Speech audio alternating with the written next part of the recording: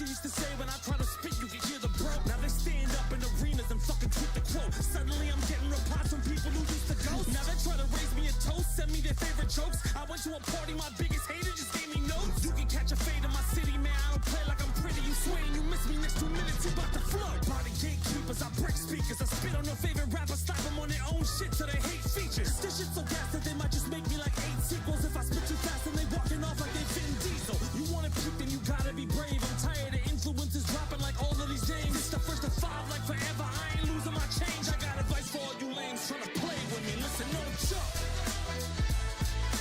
Everybody wanna tell they got it out here. What you gonna do? Fuck until that pressure turn to fear.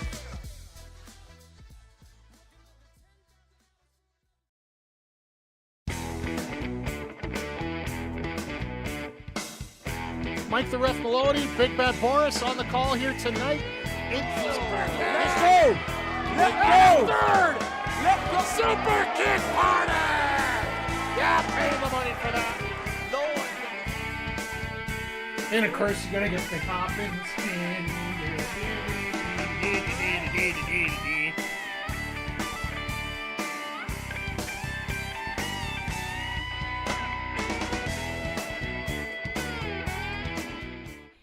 Hey, yo, yo, yo, and away we go. Happy Saturday to one and all. Happy anniversary to me, I guess. Feels like another day. Just like, birthdays just feel like such another day. But in all seriousness, thank you, Nats, by the way. Thank you for the compliments. And, welcome to our 5th anniversary as an affiliate here. Just feels like yesterday I switched off of wrestling and really got into the gaming a lot more hardcore here, and we'll talk about a little bit more after Collision's done here. But yeah, it's been an experience to say the least these last 5 years, and a lot of fun. So but yeah, thank you for the happy anniversary as well, by the way. I want to make sure I get this in, because when people get into the show right before we start the show, I like to... One more for the good guys. There we go. Want to make sure you get your GS desserts there. Thank you.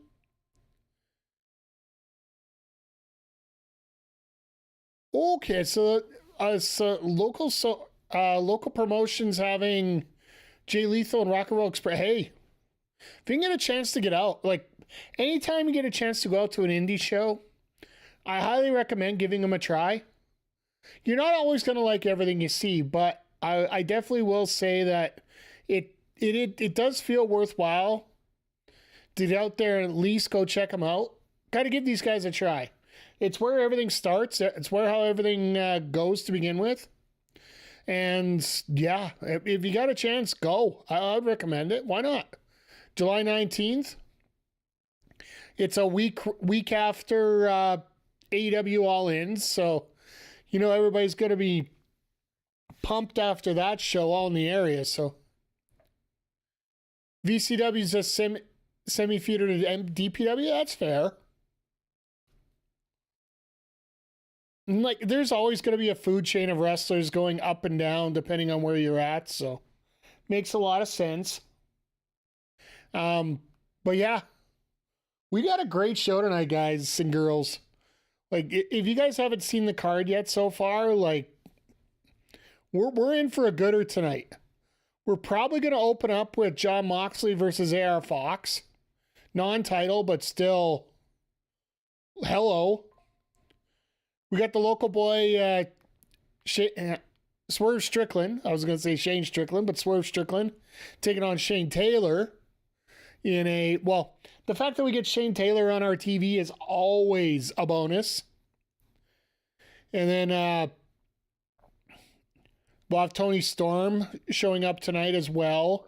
We're also getting that all-star 8-woman tag with Thunder Rosa and Queen Aminata teaming up with TJ, taking on the team of Penelope Ford, Megan Bain, Thekla, and Athena. I think there's been enough... What's the acronym for it, B and C'ing, that there's been enough complaining about, Athena not being on the card and when it comes to Texas. I think it's like we were talking about on Wednesday. It almost feels like Grand Slam was the last show that they had to sort of clean up before they could actually get into a very, very fast forward approach. I never miss matches. Come on now. I just don't have it off the top of my head right now. Yeah. But, oh no. Yeah, the one that they announced late. Paragon without O'Reilly teaming up with Bandito, taking on Proto Shida and what was the other team teaming up with Proto Shida there? Gates of Agony. Oh, there's a couple matches. Wait, Gates of Agony taking on Bailey and Kevin Knight. We got that too. Oh, it's FTR and Proto Shida. Okay, that makes sense.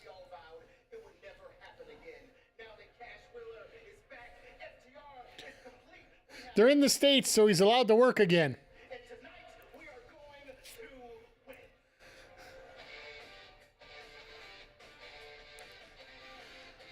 But yeah, like, if you look at this card, like, I kind of figured we were going to have a little bit of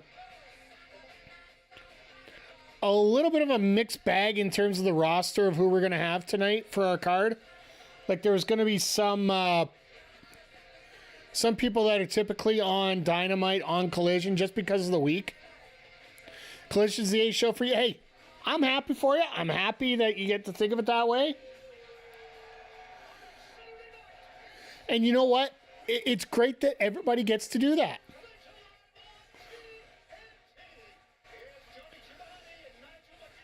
Hey, Zodiac. Yeah, thank you for the 5 years. I appreciate it. Like I said, it doesn't feel like... it's like when your birthday happens, it really doesn't... It means a lot, but it doesn't mean a lot.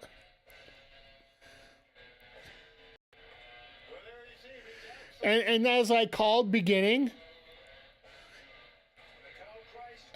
as I called off the start of the cast tonight, we got John Moxley to start the show against AR Fox. But yeah, I hope everybody's doing well. All right, I'll give the... Well, no, we'll go with the other horn. But yeah, we'll go with this one.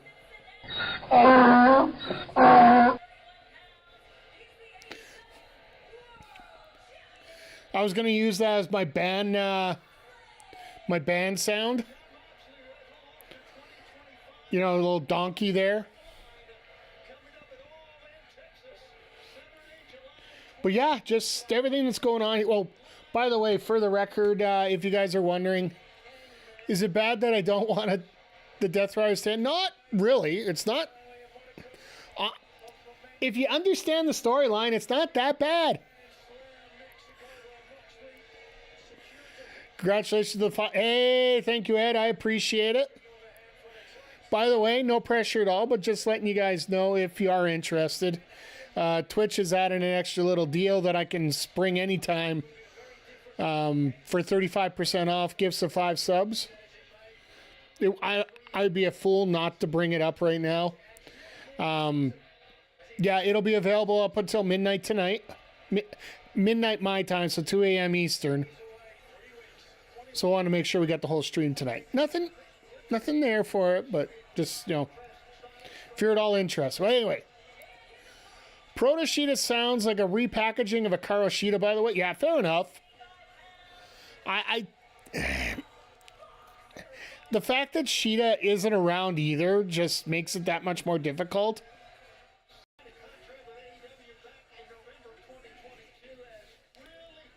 Mox is over. I think the Death Riders is picking up, and people forget Bloodline took a while to... Yeah, it's also... I think people can understand where the end of it is and where the story is going with it.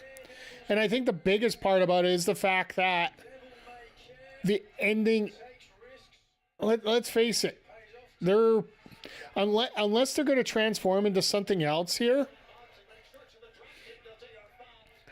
there is a possibility this might be it. Want Adam Page to win it all in? Yeah, all signs point to yes. Isn't that what the Magic 8 Ball used to say for Homer there? All signs point to yes.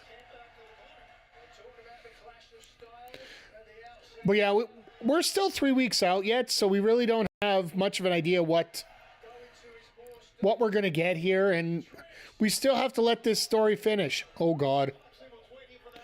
Oh, my God. He killed AR, you bastard.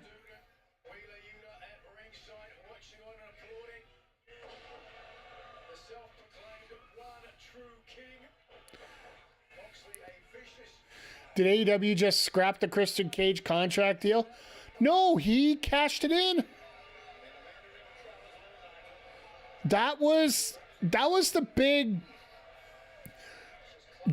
light up moment for Revolution that everybody was bitching about, that he did cash it in the middle of the match instead of after the match. And he was trying to get the contract signed so that it would be Cope versus... He wanted to chop Mox right out of the deal and just say, no, I'm facing Cope and Cope for the title, and he screwed it up. In a way, that was them scrapping it. Well,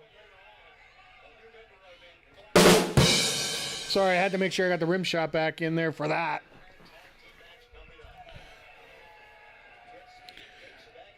But yeah, like, I don't mind the fact that, Cage for a lot of it is just not on TV anymore.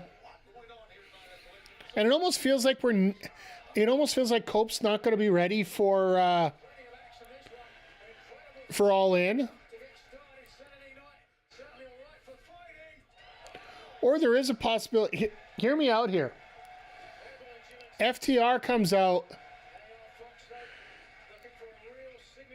and just wants an open challenge at the show, and just boom. All Out's in Toronto, he'll be there. Meh. Wouldn't surprise me.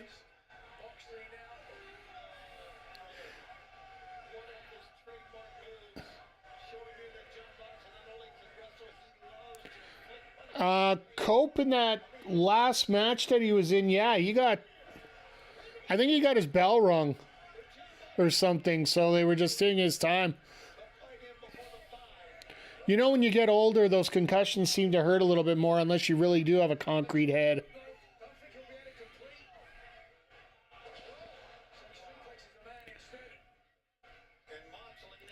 But yeah, when it makes me wonder exactly, like after that.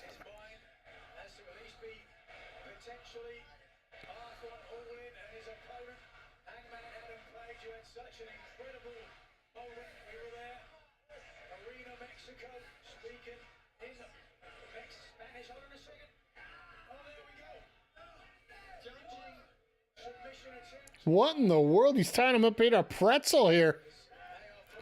Made me smile when Danielson was enjoying himself down in Mexico. And here's the thing, guys, and I do want to make sure we bring this up. When it comes to a guy like Danielson, he has said that he's not coming back full time, and we all know that. Like, that's what I think all of us have come to that realization that he's not going to be coming back full time. But there's nothing saying he can't come back for a match or two here and there. But knowing Danielson, it's not going to be one of these where he's going to come back at All In and all that stuff. I think it's going to be more of it's going to be a one out of nowhere kind of deal.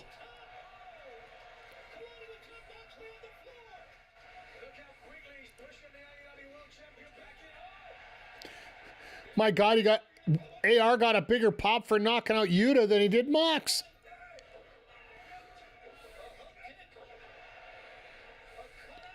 That's a nice reversal from a missed kick right there by AR Fox.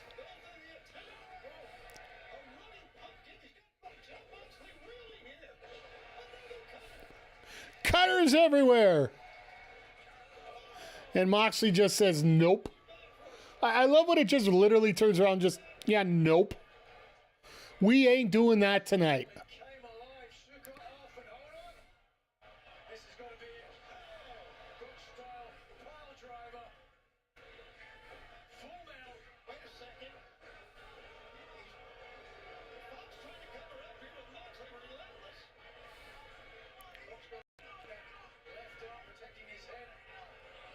Now he's going for the bulldog joke. Do I have Ted? Are you kidding me? I play casually every day. I don't. Yeah, I'm not even close. I don't even have all my April spotlight cards yet, so.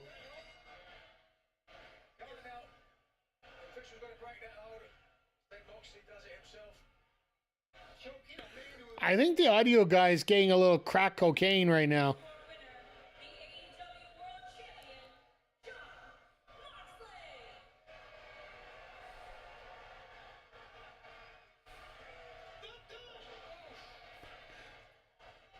It's a good opener.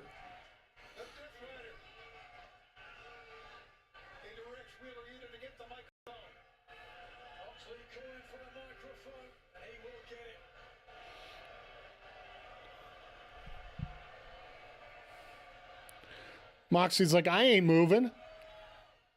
Oh, got a hydrate going. All right, well. Not going alcoholic, but I have got an energy drink tonight. I got this other Reese Fuel because, you know, when you buy them at 7-Eleven, they're twofers. This one actually is supposed to taste like Sunny Delights, so.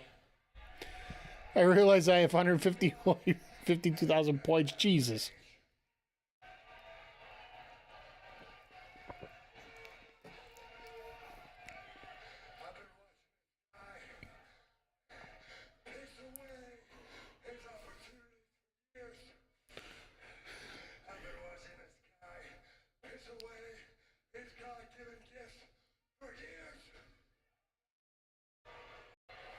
Okay. I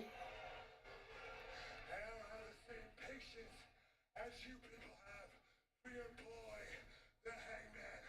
I'm sick of waiting for him to get his act together. I am sick of the Cowboys. Cry, baby, cry. Now, Moxley's talking about this, but every time he faces Hangman, he's bailing. Unless he's got, like, numbers on him. This is a tough sport. This is a tough business. On July 12th, at All In, I'm gonna run the Hangman out of this sport for good. Everything right now is just focus, focus, focus. You can go back to counting chickens on your farm or whatever the hell it is you do. Because this business is not for you. Honestly, I appreciate that coming from Mox saying that, but I don't know.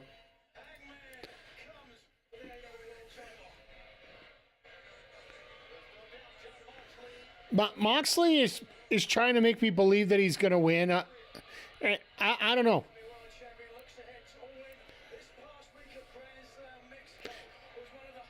Thoughts on the Cena pipe bomb? Well, I think we're going to have to take a couple days to sort of analyze it a little bit. Just give it a little bit of time. When you think about it right away, I don't think it was a waste of time at all, Nats. I think it was... The reason you do a promo like that is to create some buzz, is to create talk, create, you know, an atmosphere where people need to see what's going to happen next. For us, like us that watch a lot of wrestling,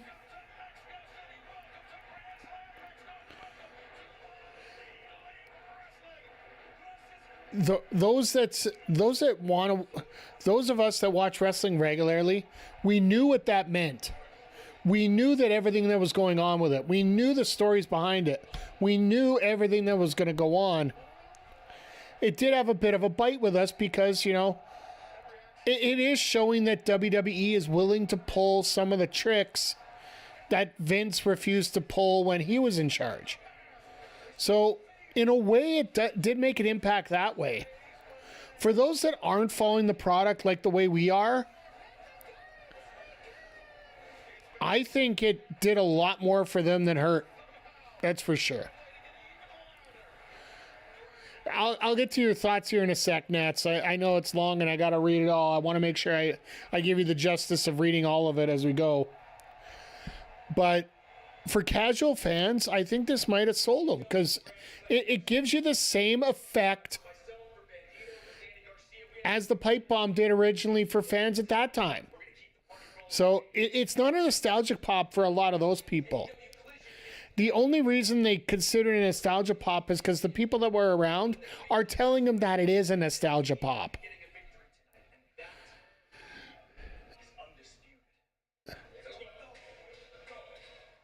Oh, we got the 8-man Are the women going to main event tonight? I could live with that. But yeah, just for the casuals, I think that might have sold them on the show at Saudi. Not that they really have to sell because, you know, it is Netflix, etc. But at the same time, you do need to generate the buzz, generate the interest, and that's... Well, we'll see what happens. Like, proof is in the pudding and how it comes out. And the fact that Punk's going to have to go through his demons right now. And you knew when he was going to come back to WWE, he was going to be eating some crow.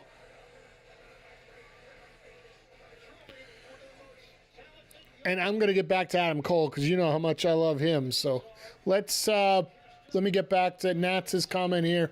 Nothing screams TKO has us by the balls like a 48-year-old guy with no future in the company past December doing a parody of a promo from 14 years ago to promote a match in Saudi Arabia while this 47-year-old punk rock rebel lying on a table with a Slim Jim sticker on it. And that's what I was saying earlier. Like, for guys like us who have been around forever, we know what it is. And it's a pop for the fact that he was willing to go back and recopy everything that he did before.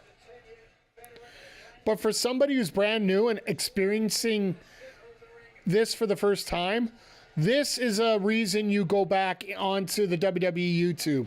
This is a reason you go back into the WWE Netflix. And you go back and check out everything. The reason that everybody's comparing the two. Frankly, that's what it is. Okay, truthfully, this is how I feel. Sure, it's cool that Cena and Punk did a role reversal last night for a nostalgia pop.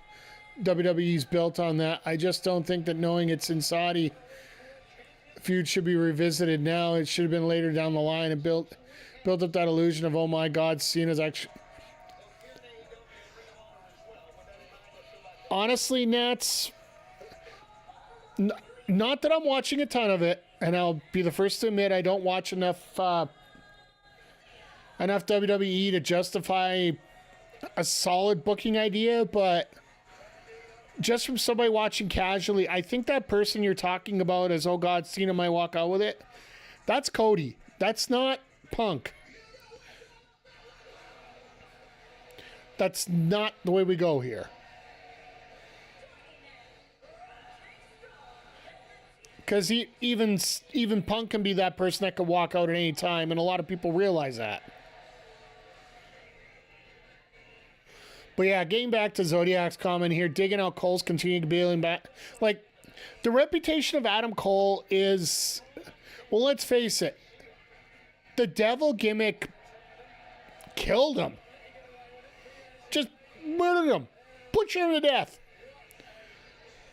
Between how the reveal happened, and it was just such a shitty setup,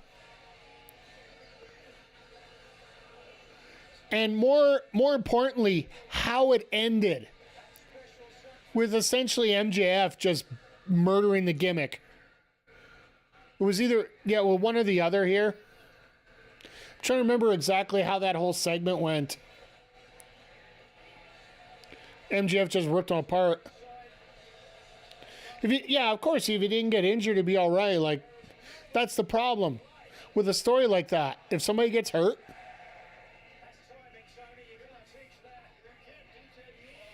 MJF and Adam both getting hurt. Yeah, like, he got injured. Like, the story was starting to get good, and then just a freak injury. And hey, an all Elite Arcade sign. I like that. By the way, I listen to the podcast every Monday. Chugs and Uno, they're not. I'm going to admit, when it comes to gaming, outside of the stuff that they're experts in, they're really not that knowledgeable. But the positivity that they give out during their shows, definitely worth checking out. Trust me, I heard him talking about a couple fighting games, and there's just some things, and I know you guys do this with me too. It happens naturally with everybody. All of a sudden you turn around and you're just yelling, "What the hell? No, you don't know this answer?" It happens on podcasts all the time. Like, how do you not know the answer for this? So, but yeah, like, watching Cole get injured just on a freak flip. Like, that's literally what it was. It was a freak flip. That simply just, he was going in to help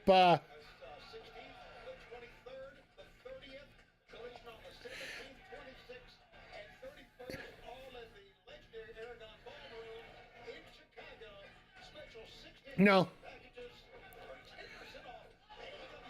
I don't, Nats. I don't know. They could. I don't think Cody changes anything, but for me right now, like, honestly, Nats, I'm letting it play out. I'd rather just sit back and just watch it, enjoy it, and see what they do with it. I already have a How the Ref Would Book challenge I still need to finish yet.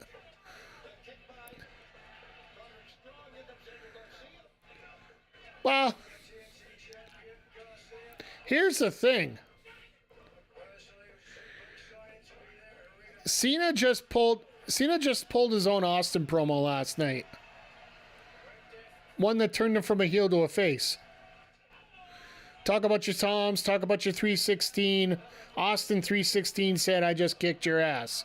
And that, as much as, we talk about the Bret Hart incident being the face turn for him, more so than anything else, that 316 promo is what really did it for him.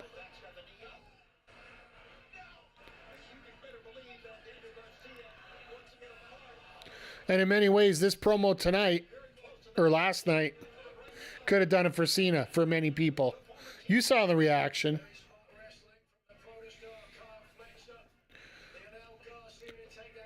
But it's interesting here. Like, let's bring this back here. I know we're talking a little bit of a WWE here, but it's a little bit of disservice to these guys in the ring right now, because right now you got three of the best teams in the world going at it right now. FTR, Proto Sheeta actually, decided they were going to go heavy duty tag. I think that very well could be the team to take out the Hurt Syndicate. They're big, they're strong, they're quick.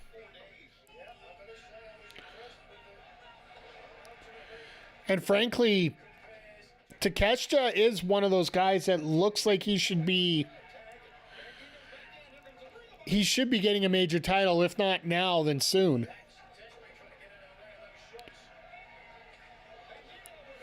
Yeah, Takeshita and Fletcher versus Bobby and Shelton is a money. Absolutely, it is.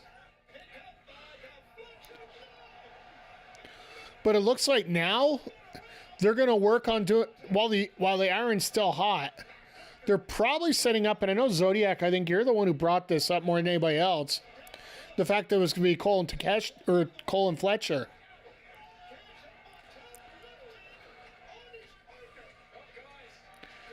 And if we can get that,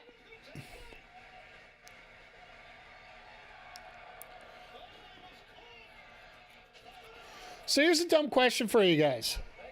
And I don't know the last answer to this. Has there ever been a night where the ROH men's and women's champion has been on the same show? Oh, we're live.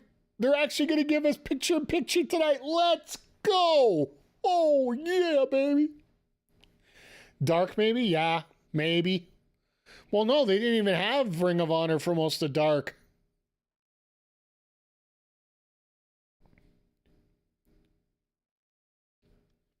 Well, I guess back when Jericho was still, it was Jericho and Athena, right? If they have been, it's been a while ago. Yeah, like, I would think more of a, oh, Battle of the, that's right. That's right, Nats, Battle of the Belts. Because Athena was defending against, I'd have to say, I think it was the first time she took on Queen Aminata.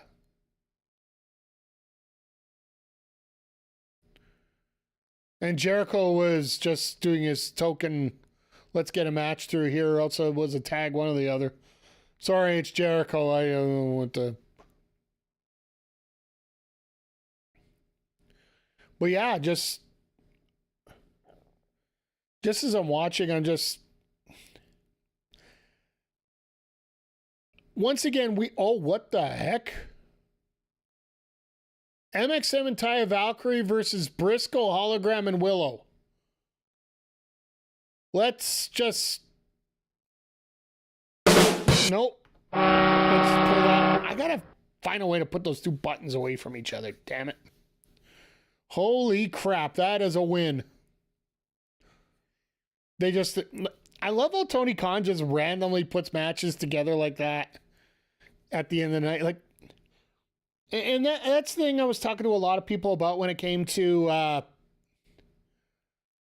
when it comes to All In, and people are talking about the lack of women's matches on the card and the lack of, the lack of build. It's like Tony Khan will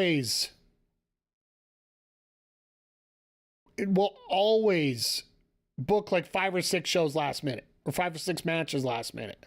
It's just what he does. Like, I'm expecting that Wednesday before All In to be an absolutely insane show. Just because there's going to be like 4 matches announced there.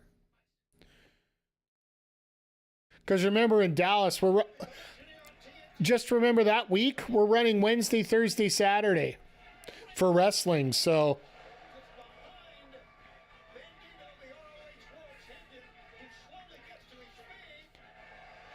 that's just before they start their residency in Chicago, too. So they do their residency in Chicago. They run a few weeks. Then they go to England for a week. And then we move on to, after that, they go to Philadelphia, and then they come to Toronto. London and Toronto. Really excited for that. Did you hear that? We'll talk about Willow here in just a second here, and I think we'll bring it up a lot more during her match. But having, I don't know if you heard the news, but I do believe WWE canceled their NXT show at the 2300 that they were planning just before AEW goes in there. They were planning on booking, and then they were gonna book for like, I think it was like not the Tuesday before, but the one before that. It was gonna be that same week that they're heading overseas for themselves. Because I think they're going to Nice.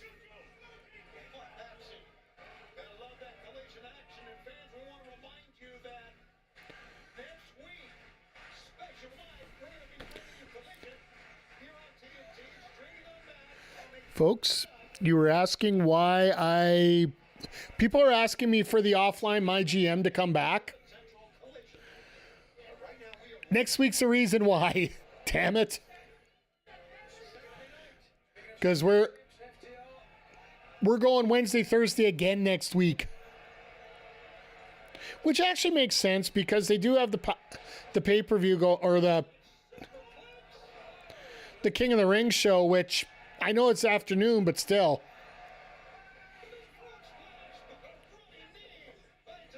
Excited for the Forbidden Door. I'm a lot more excited for it now than I've seen Grand Slam Mexico.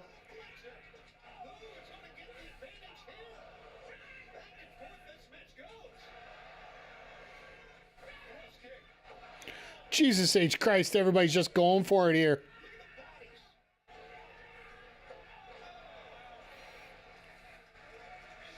Yeah, apparently, what was it, 670 or 735?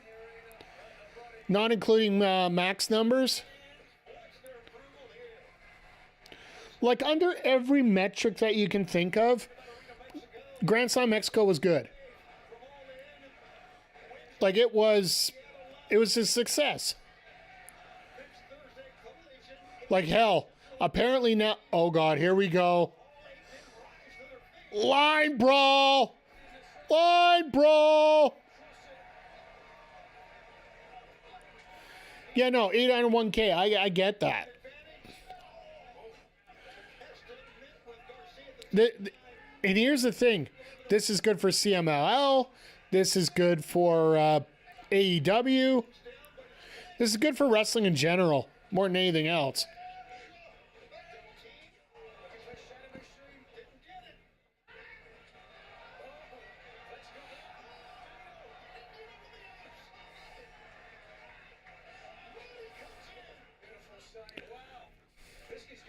Well, that was an interesting save. Kick right in the shin. I think it was a quad, actually.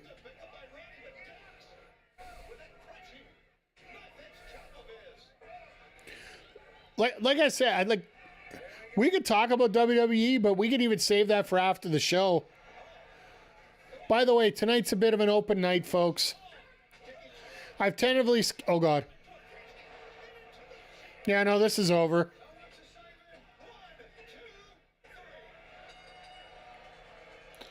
That Shatter Machine, my God. Or Big Rig, as John Huber called it. Like, Jesus. Definitely a GG's there.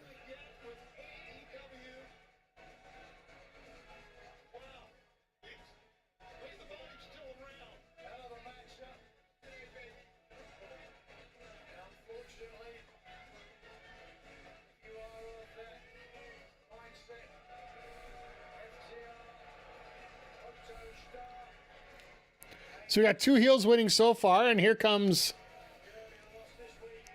All right, time to come beat up Cole and, you know...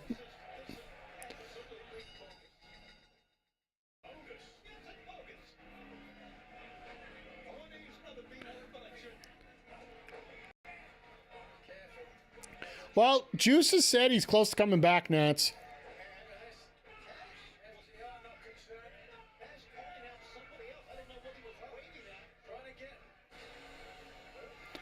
Are they actually... They're seriously trying to build back the Outrunners. I am so happy about this.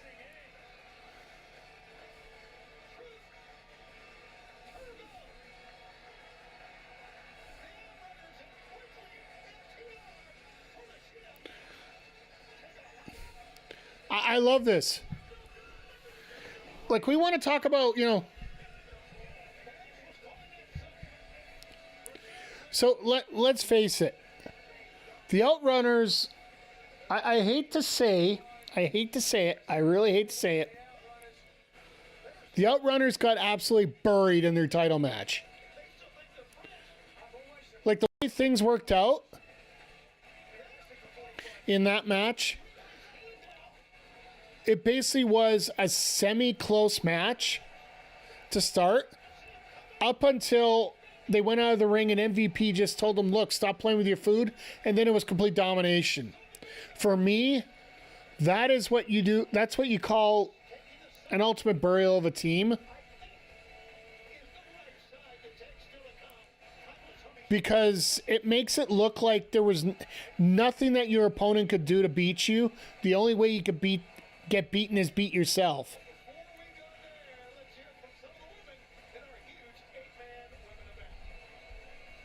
All right, what we got?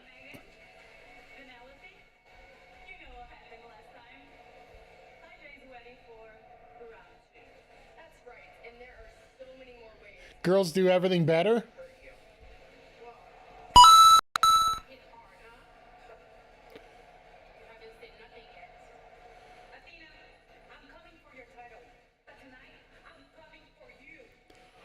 If we get Athena and Thunder Rosa,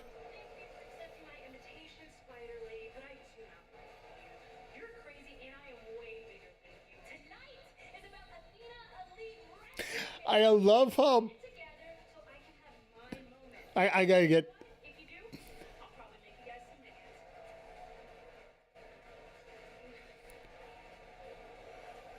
I love how Athena turns around to all of them. They're like, "I'm better than you," and then turns to Megan and says, "Yeah, I'm bigger than you." And Megan immediately just looks down at her chest and just, yeah.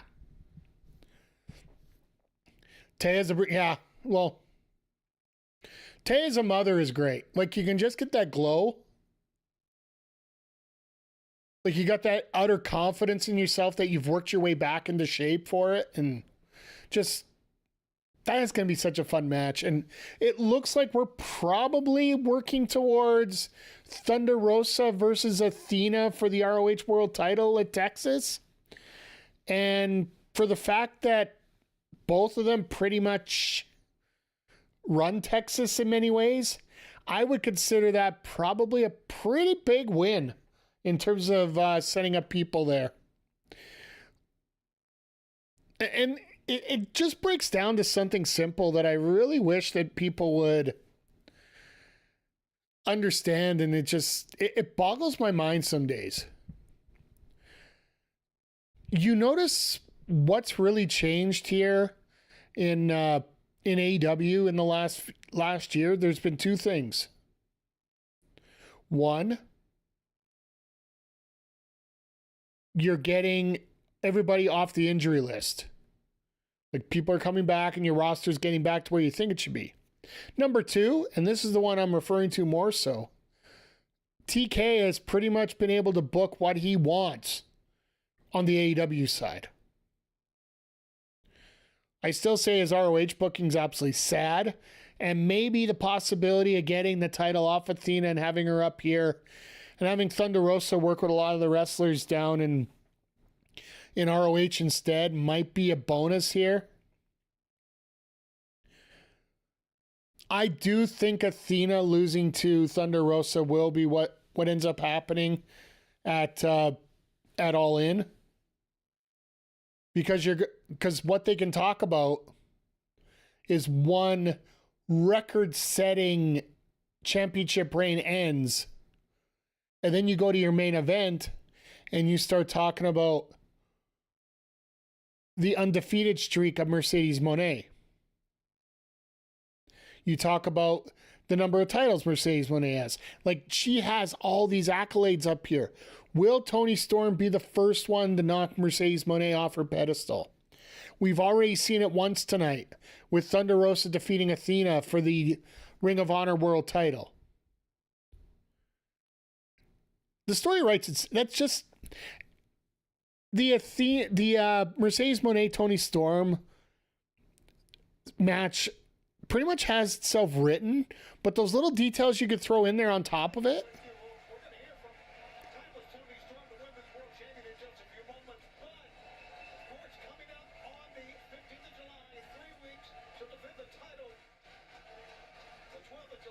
July, 15th of July. He's getting his dates rattled.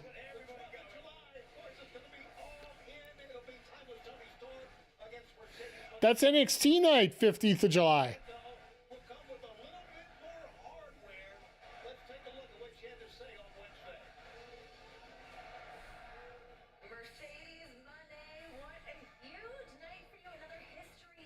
Look at all those titles. You are now 6-belt Money, the new CMLL World Women's Champion. Congratulations. Damn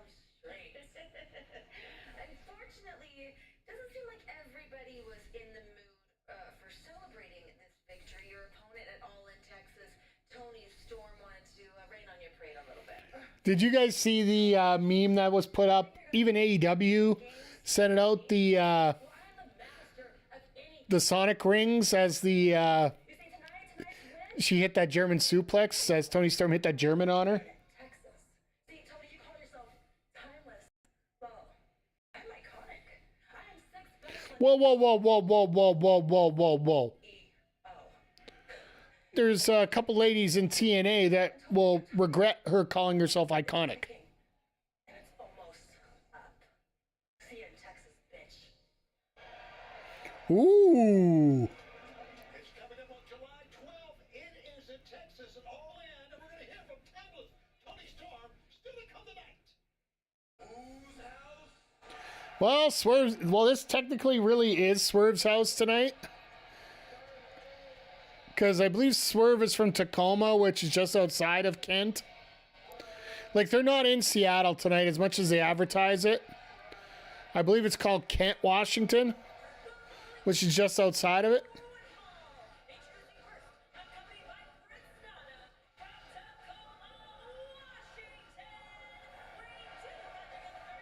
But they're going to claim them as their own regardless. And I don't really blame them for that.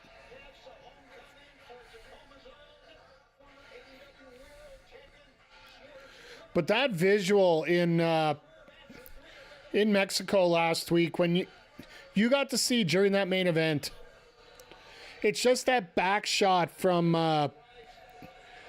the back shot of Moxley looking up the apron as Hangman's making his entrance. You're seeing Swerve slumped down in the corner, pretty much dead to rights. A fallen hero.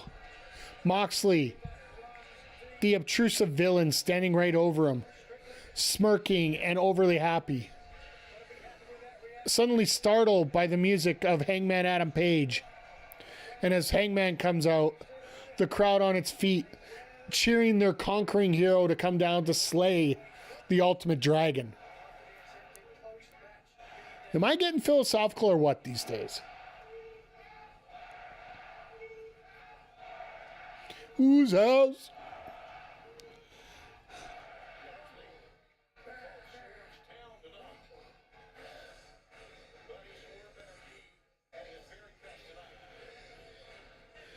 But the fact they're bringing out the heavy artillery tonight, and I don't mean that about weight.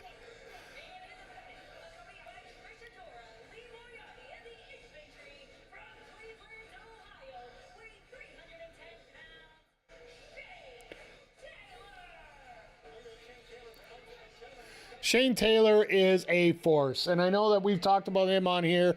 We wish we get him more victories. It's just he's on the wrong show. Like, I'm sorry. And he's taking on Swerve in his hometown. I'm sorry, this isn't WWE. You are not losing this anytime soon. Or if you are, it's going to be because of the Bucks.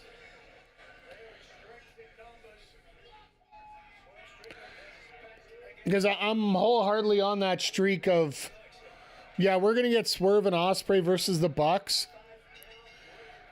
And then we're going to get Swerve same at Hangman, that final spot for the title there.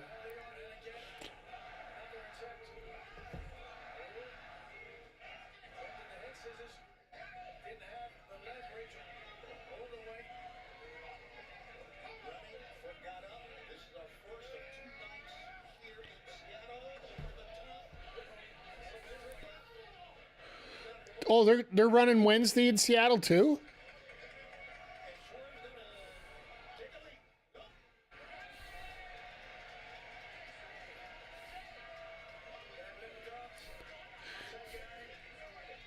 Shane's a little pissed because he got the Dougie. What in the hell's Infantry doing with all that money at ringside? Like, if they're not going to share, why have it out there? Oh, they're running next week, both days here. Okay, that makes sense.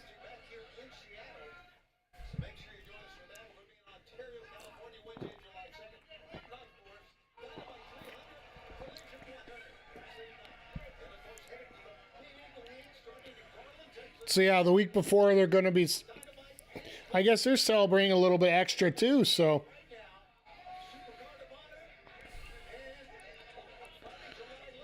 I think I might actually. What in the hell?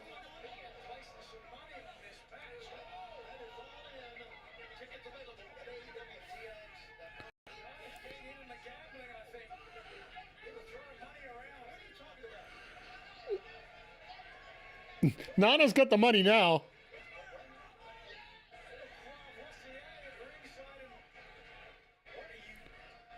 The hell is Shivani doing? All right, this is just crazy.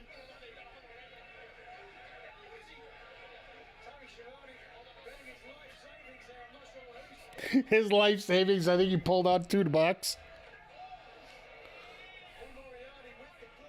Oh, God. That'll snap a back in a hurry.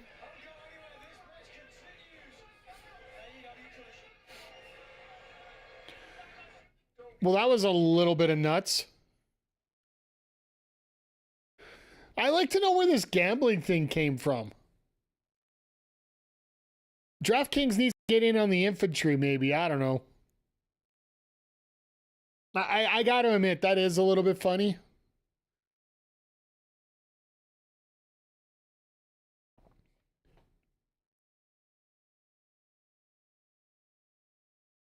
The hell?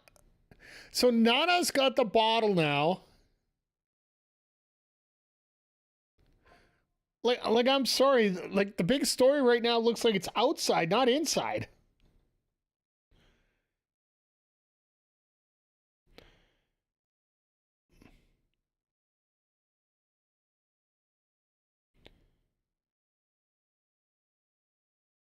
Sorry, I just got the ding from TK that they're getting that mixed tag. Oh, whoa.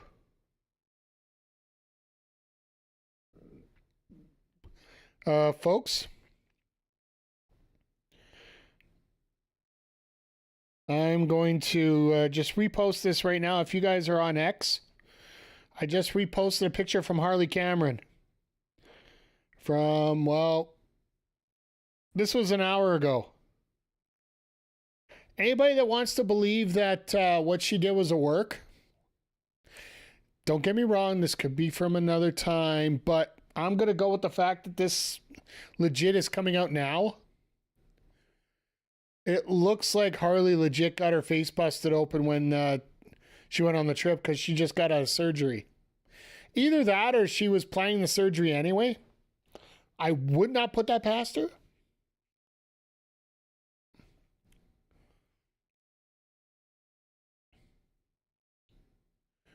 But yeah, just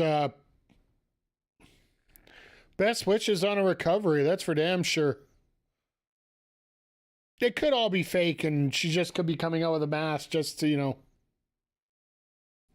think that that's the case because, I don't know, wrestling. It's funny. Everything that comes out now when it comes to wrestling, you have to take like 16 pounds of salt.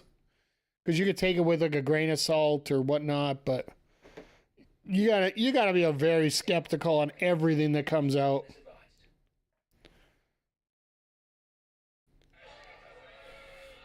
As we come back from picture in picture once again here, and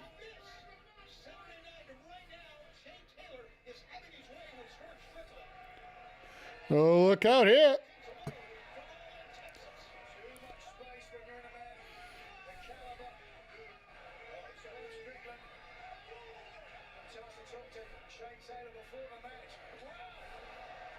Working over that left hand. That's actually a very smart move, if you ask me.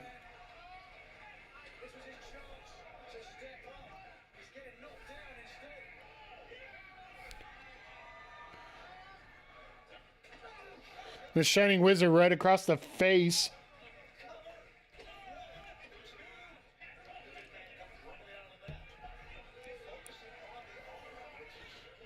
But the fact that, like, this show has no rights to be any good for the number of people that are not here, and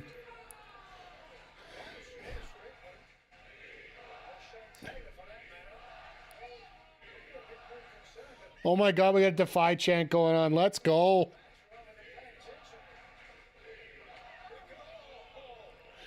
And that's one thing I don't mind. Like, at shows like this, you got the wrestling fans that know what the independent scene is around there, right? So.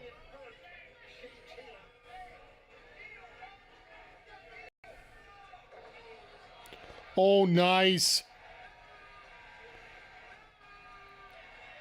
Right into an armbar.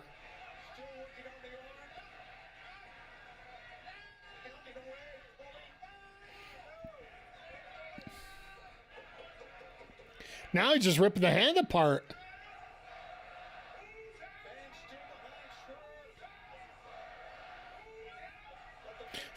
Nana's chanting so loud he's losing the money.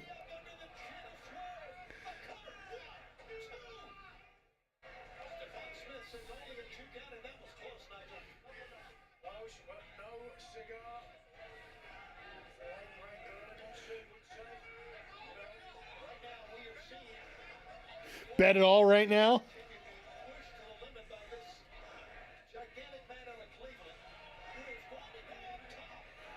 Oh, God.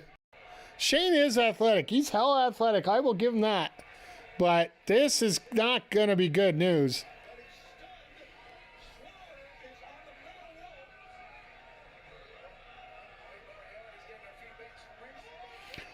Oh, God.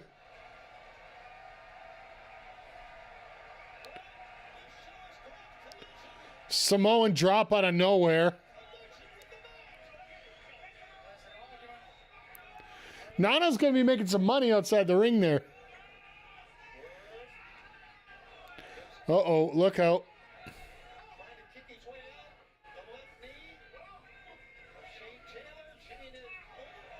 Oh, I thought he was going to go for an axe kick, maybe.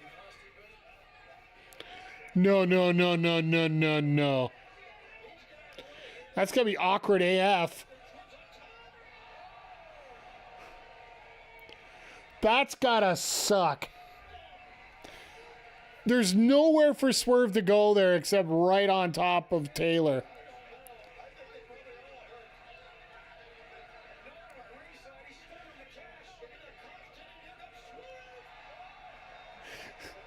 All that money's flying everywhere.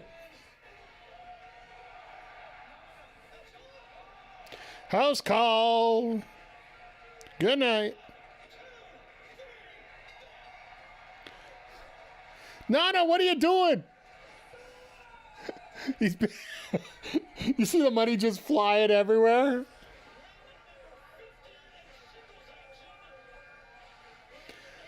I'm assuming that's all pesos, leftovers from the trip.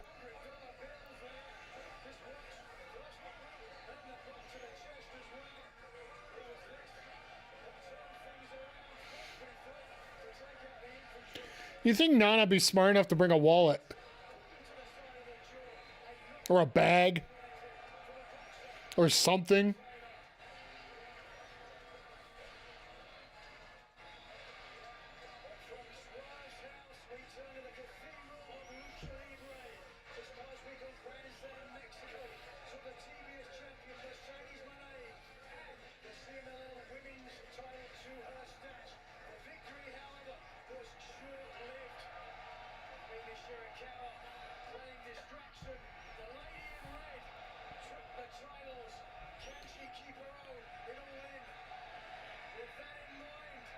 Wardlow. So, where do we get the most important answer right now? How much money did Tony make here? Like, Tony had to be picking on Swerve, right? Like, he wouldn't have put money on Taylor. He's not that crazy, would he be? Just wonder how... Like, Tony put some money in there. You should be getting some money back. Unless they're going to do that in the commercial break, but I really do hope that he got a little bit out of that. No, and this is good fun here. This is like the homecoming match. This would be something you'd put Darby in here if he was here, or just something to get the crowd something that they want to see because they want to see the hometown guy. You heard the Defy chants throughout there, Defy Wrestling. If you haven't had a chance to check it out, please do. They were done dirty a couple times. Defy, mainly because if you're not familiar with Defy, it's based out of Seattle, of course. Their last, one of their last champions was Ricky Starks. And this was Defy was the promotion where he just had to hand over the title and say sorry as he joined WWE. So the wrestling in the Pacific Northwest is a lot hotter than a lot of people think it would be. I find one of the biggest problems, especially in the western half of North America, let alone just Canada, especially in Canada. Don't get me wrong. Canada is to another level, but even so much more in the States, it's people don't know about the product. Because we have the talent, we have the ability, somewhat we have the writing. You know, some of the bookers are complete morons, but for the most part, wrestlers are able to get themselves over on stuff. So for me, that's what I find somewhat paramount. But yeah, just watching everything going on there, just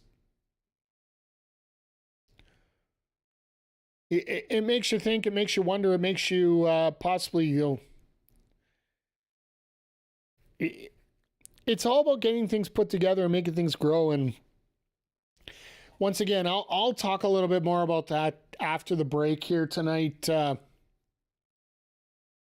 those that are wondering what's going to be happening here tonight, like I said, we're not going to start season 2 of Offline GM until after All In, because things start settling down schedule-wise at that point. Just because we have Thursday streams and whatnot, so. Nope. Introducing the AEW Women's World Champion,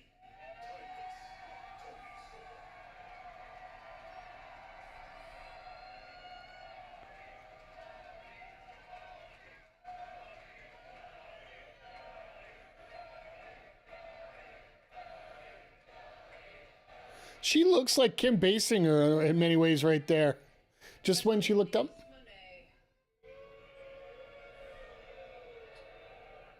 I am disappointed in you.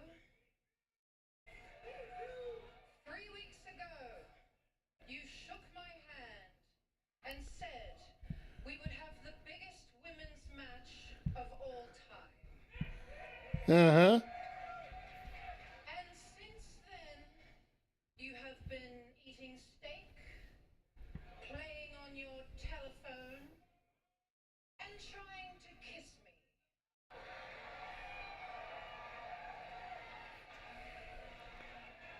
And now, you are still in Mexico because you have won yet another title. She just defended it last night again. Is that all I am to you? Is that all this is to you? Another trophy for your shelf, another toy for your collection?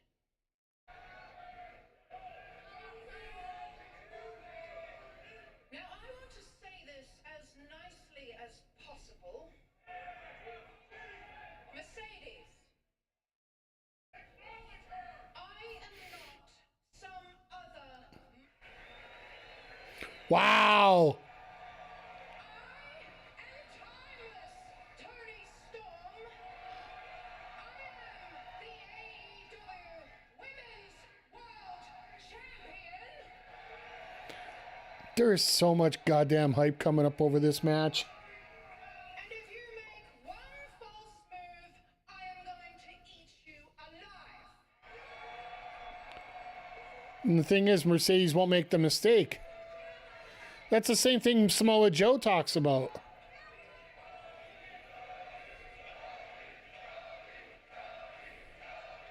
Tony was about to say something. He's like, nope. Crowd's all over it here. I demand your best, Mercedes, because that is what you are. One day,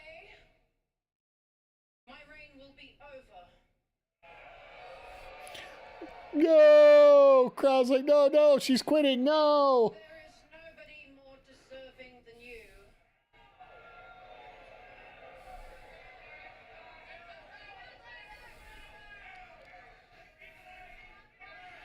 The day I met you, I knew what you were destined to be. You were the first woman to wrestle at Madison Square Garden, the Tokyo Dome, Wembley Stadium, and Arena Mexico. Yep. I was the last woman to wrestle at the Wodonga Sport and Leisure Centre before it got closed down for a cockroach infestation. Oh, that's good. It's like, yeah, nobody gives a shit. I sincerely believe Oh. you are the greatest of all time. I am not, nor was I ever meant to be. I am a manic, neurotic, erotic, Oh, you say those words, the crowd peaks up. really questionable, consistently sweating, bottom-heavy transatlantic whore.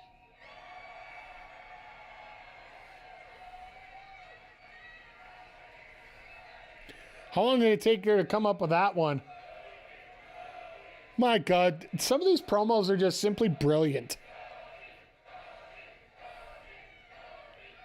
And when this belt is in my bosom, I make magic happen. Yeah? So unless you plan on pulling a rabbit from your... I highly doubt you can say the same. So it all in front of the entire world. And that little girl watching from home, you will look me in the eye and you will realize that I'm gonna have to beat you and you're gonna have to kill me.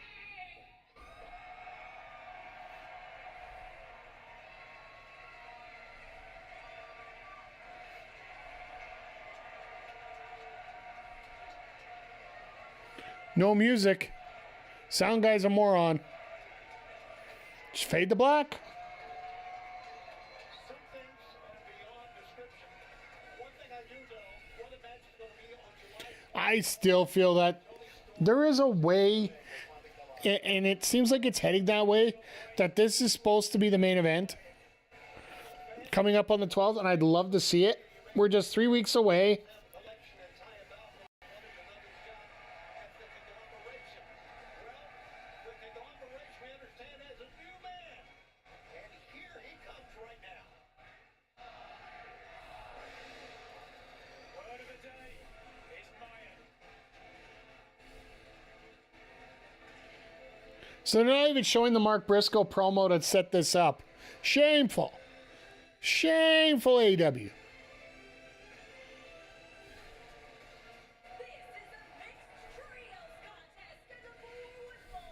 We're going back to Lucha Underground tonight, folks. Hologram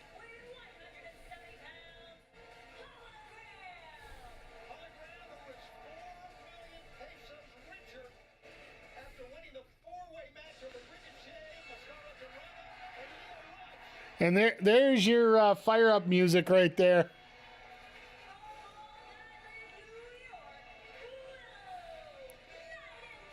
This is where we need Ian out here.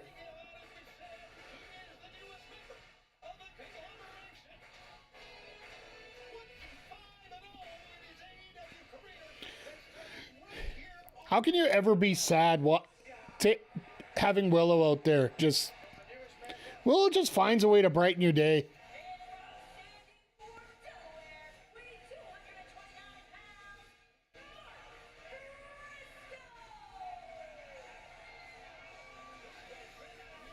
Had the chance to meet Willow very quickly at one of the local independent shows here. What was it 2 years ago? Absolutely, just her personality in the ring is the same as she is out of the ring. Well, they're going to have their hands full because they're used to seeing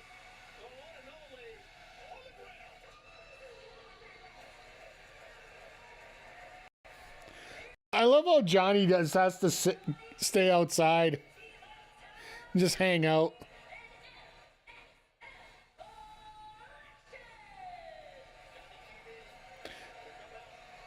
And of course, Taya doesn't have a tip to put in there.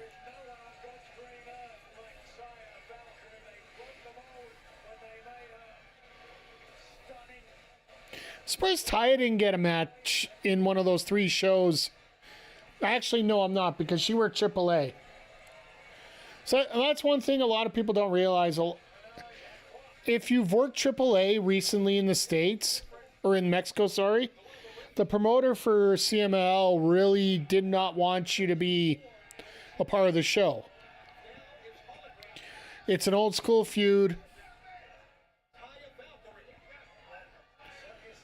And now it's just even more influence because of what happened with Stephanie Vacker, right? Not because necessarily of AAA, it's because of AAA's boss. Well, soon to be boss. I don't think it's official yet, but probably be official by the end of the month. Because if I do remember right, or end of next month, sorry, I do believe WWE is touring Mexico the end of July.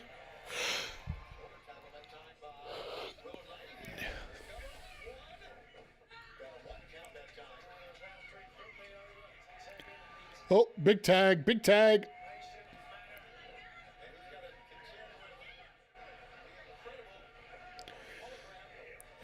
Mason's such a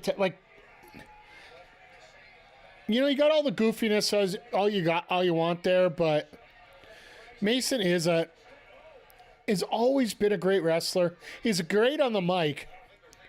Like, he was one of the guys that was a lot of people forget that Mason Madden in his former iteration, before he got sent to Retribution, which that was a debacle in itself. He was actually on the Raw commentary table. That was right around the time that Renee Paquette was getting a shot down there.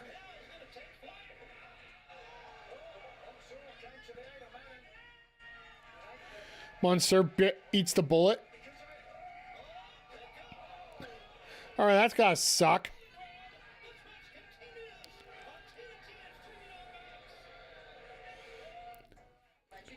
Well, Taya's having fun. I guess that's what matters.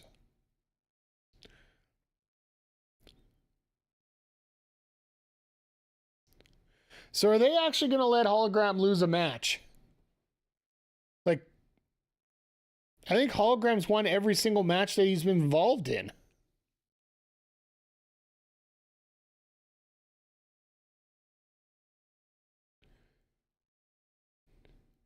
So far, like, we're over an hour in right now, and my God, it's been a fun time tonight. Like, there's been a lot of action, a lot of craziness.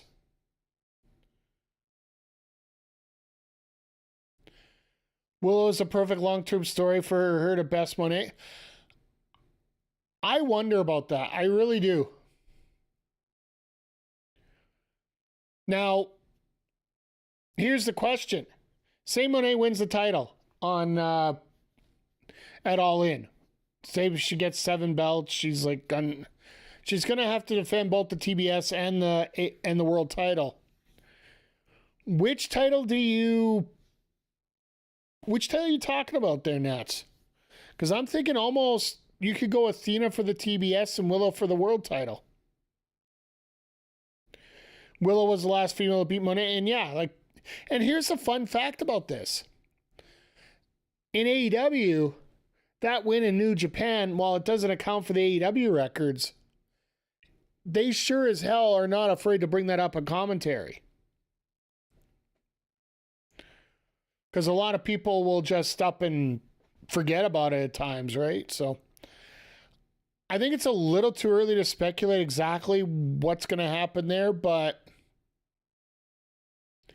I think there might be a possibility where Willow does end up being... I think Willow should be up in that title picture. Statlander should be up there. I think eventually Harley's going to be the Kofi Mania, the Yes movement. I think Harley might actually be that for the women's division in many ways. Just for that exponential growth that she's had, and I don't think it's just going to be the lower card for her. She's taken too much to it too soon. And here's the only other thing I think of, chat, and I know that, you know, you have to establish the titles you already have, but to me it almost feels apropos that we need to get a tag title going. I don't care if you float it between both promotions, Ring of Honor and AEW.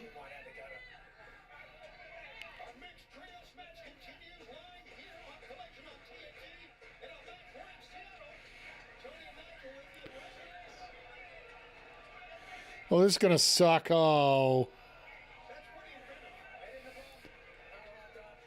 If the muscle don't get you, the smell will.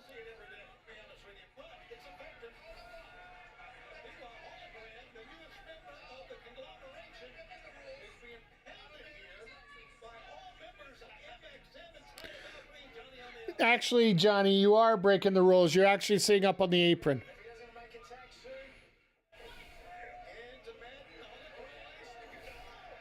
Oh, God, that was a hell of a DDT.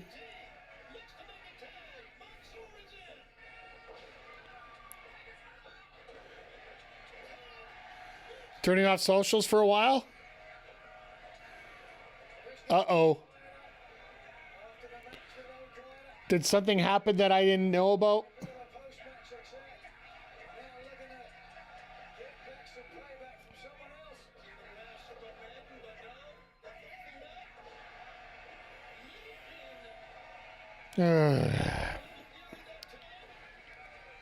Sorry. I don't know what else to say.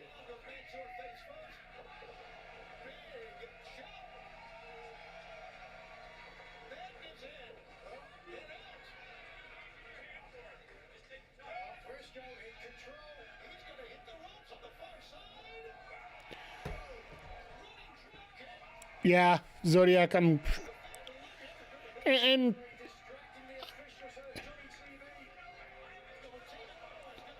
23 of my 26 years of life was war in the Middle East, no more. Yeah. I was given a little bit of perspective this week, and I'm sorry, it's come down. Unfortunately, I'll try to stick to the show, but it's sort of hard when this happens. But being a Canadian, I'm not going to say I know what I feel, what you guys are going through right now and the thoughts.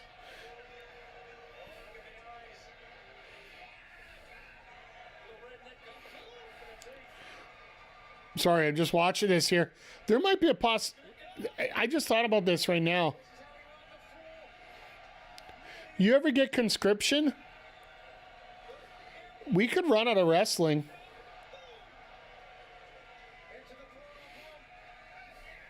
In terms of athletes to go for it, but no, all I could say, being a Canadian, I don't know exactly what you guys are going through, just because we haven't really. And yeah, that's exactly the point. Canada almost joins us in every matter on this, but Briscoe's going to get the pin tonight. Cool. Briscoe doesn't get a pin a whole lot of the time. Hologram's undefeated still.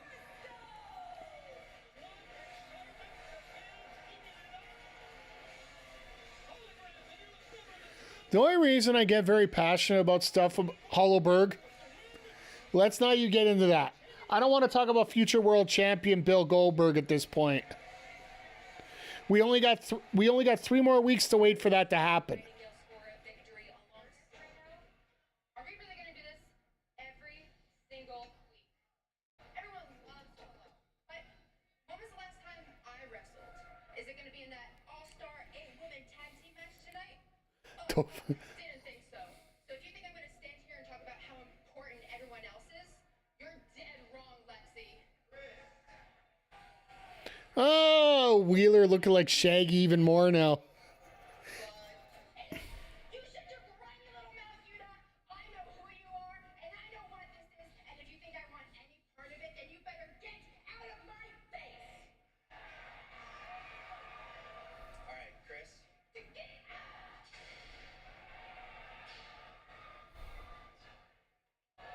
Ooh.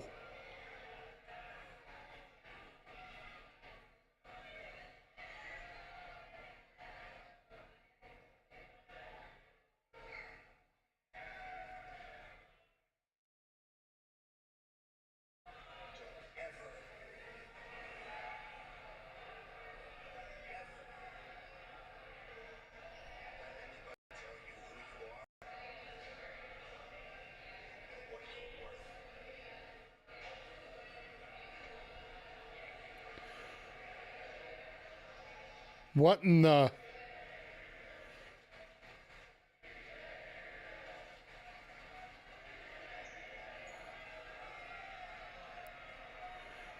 Statlander's almost crying here at this point. Along with members of his family, Don Callis. Oh, goody. We get to hear from Don freaking Callis. Speaking of We Can't Hear You, that's something we sort of wish. But yeah, just so you know, in 3 weeks' time, Bill Goldberg will be winning the world title over Gunther. And he will walk out that night as the champion. Sorry, Nats. That cash-in ain't happening immediately. May I be blunt in terms of booking real quick for you before we get to listen to the turd talk? I think you don't cash it in then. I think you cash it in on Raw the next week. You give it the 2 days because if you just do the quick switch, fans will not be talking about it a whole lot. They want something that fans will talk about for 2 days, even though what they're going to be talking more about is what's going on at All In, probably. It's simple overbooking, competitive booking.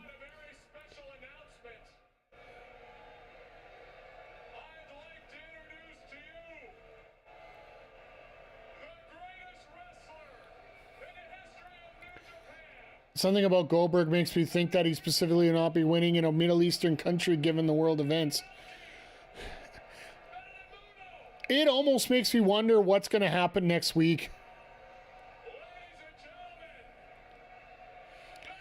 Like, let's call a spade here. WWE is a attraction.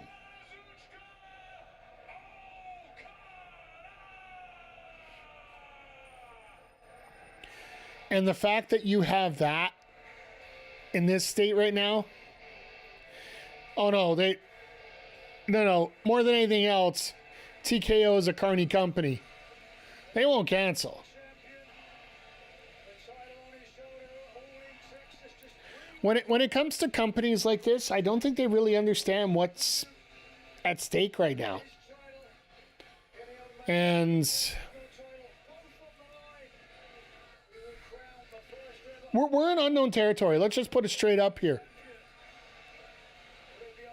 And I'm sorry, like I said, I'm not going to get into it a whole lot, but the fact you got a crackpot who kept being told, and it's funny because I'm going to be talking about this later on as well, but we have a crackpot that just, he can't be told that he's wrong, so he'll double down over and over again just to prove that he was right. And I totally feel this is possibly what might be the case right now. The most important thing I want to say right now, and well, Callis is talking, so I don't mind going over stuff. I wish all of you to stay safe, stay sane, and yeah,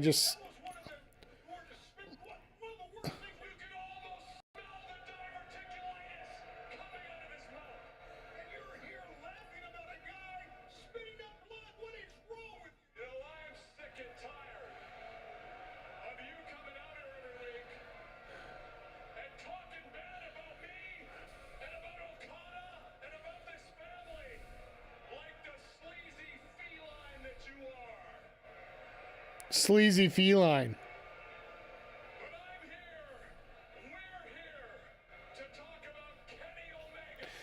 Does Omega show up tonight?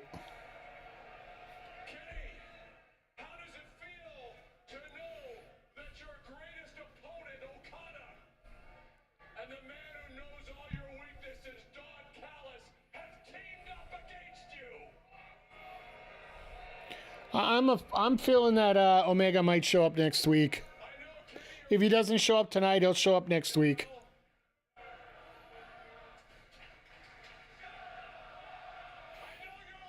Ibushi, maybe. It all depends on these passports, and like that's another thing I think of. Like all these wrestlers waiting for passports. Shida, Ibushi. Hell, every foreigner. Every foreigner, period. What does this do for the status of them? I don't think Okada, he's going to make it to All In. But Kenny, if you make it to All In to wrestle the greatest wrestler in the history of Japan, Okada, Actually, I wouldn't doubt that. know that you will be truly alone. Because you don't have any friends. You see, you destroyed your relationship with the Bucks. Wait a second. Wait. Hold on. You're alone in this world, and you don't have one friend left. Wait a second.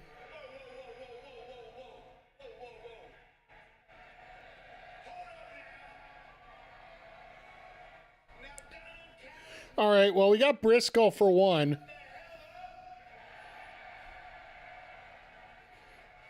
sound stupid, you weird-looking bastard. Kenny Omega, God bless Briscoe. I'll be damned. I'm his friend. But you know what?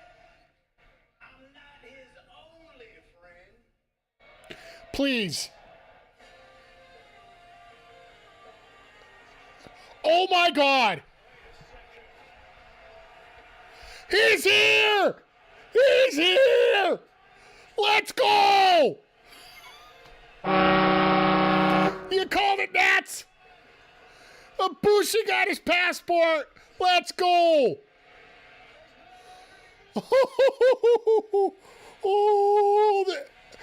Oh, we could have a debut. Oh my God, Ibushi just no, we're not even. Oh, Ibushi Alexander. Yes, please. Yes, please.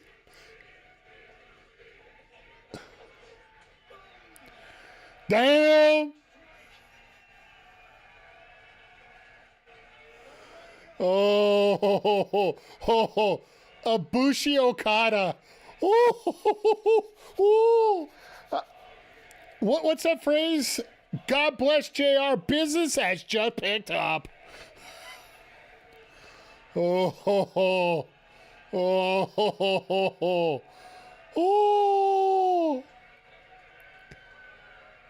He look healthy.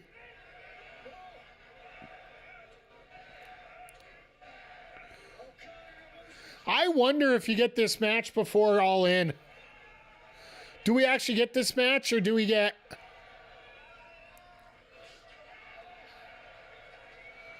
Or do they save it?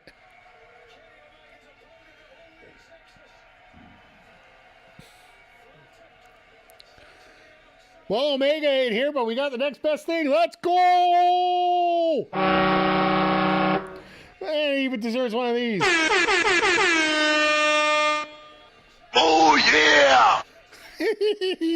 Ooh, Ibushi finally makes his return to AEW. He has been waiting for this for a while, folks, and just, yeah.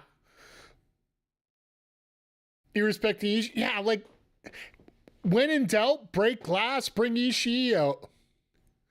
But no, like, Ibushi is in AEW. About freaking time. I'm just so excited about this. Like, the fact that, you know, He's jacked. He's ready to go.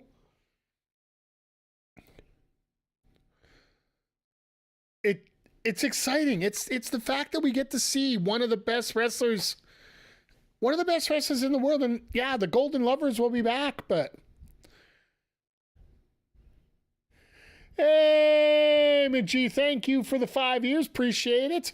It has been we just got a hell of an announcement tonight. I don't know if you've been watching Collision tonight, McGee, but Kota Ibushi, his back in AEW, just appeared here in our last segment. What an amazing night. Oh, that's awesome. And yeah, like, everything's lining up so, like, I was saying this on Wednesday as we were talking about it and I talked about it earlier tonight.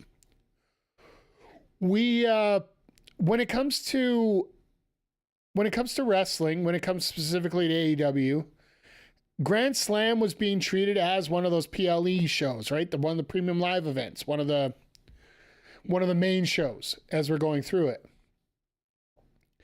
But as we're going through it here, now that that's out of the way, they have no special shows outside of Dynamite 300, Collision 100, milestone shows there. But other than that, they are ready to go. They're jacked and ready to move. Like, things are just lining up, ready to go, and just let's see where things start. And this is the first shoe to drop. And I have a feeling that in our main event tonight, and I'm just going to throw this out as a wild prediction, Thunder Rosa pins Athena. If Thunder Rosa pins Athena, that's how we get this match booked in Texas. And the interview with Richard Chino that she had,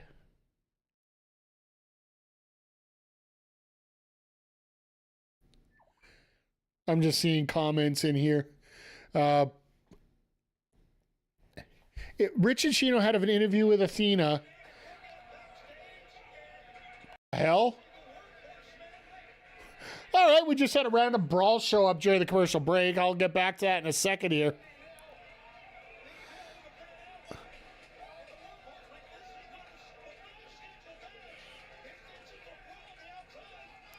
Let's just have random chaos here for a couple minutes. And Bill's there to kill him.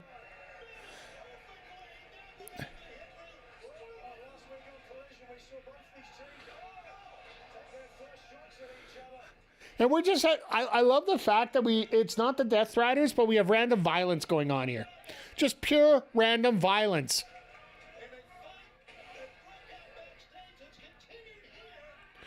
This also could be the case of Tony Khan forgot to book this. So he says, here, you guys got 5 minutes. Go beat each other up.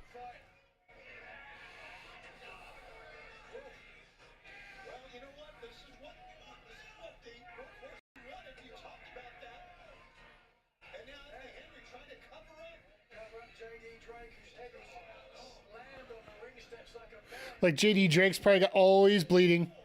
He went to go get the blade. I hate to say it, but he got a blade.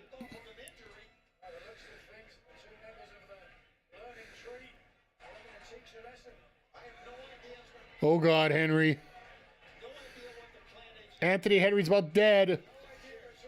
Thank you for the hydrate, my friend. Once again, we are doing the Reese Fuel Sunny D flavor.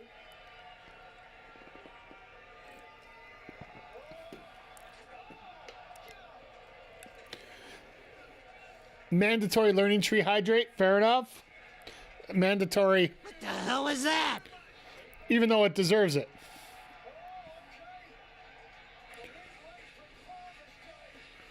Wait a second.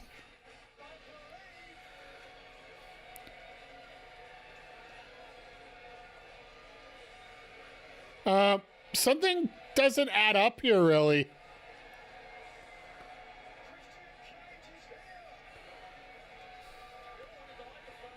Christian Cage, Big Bill.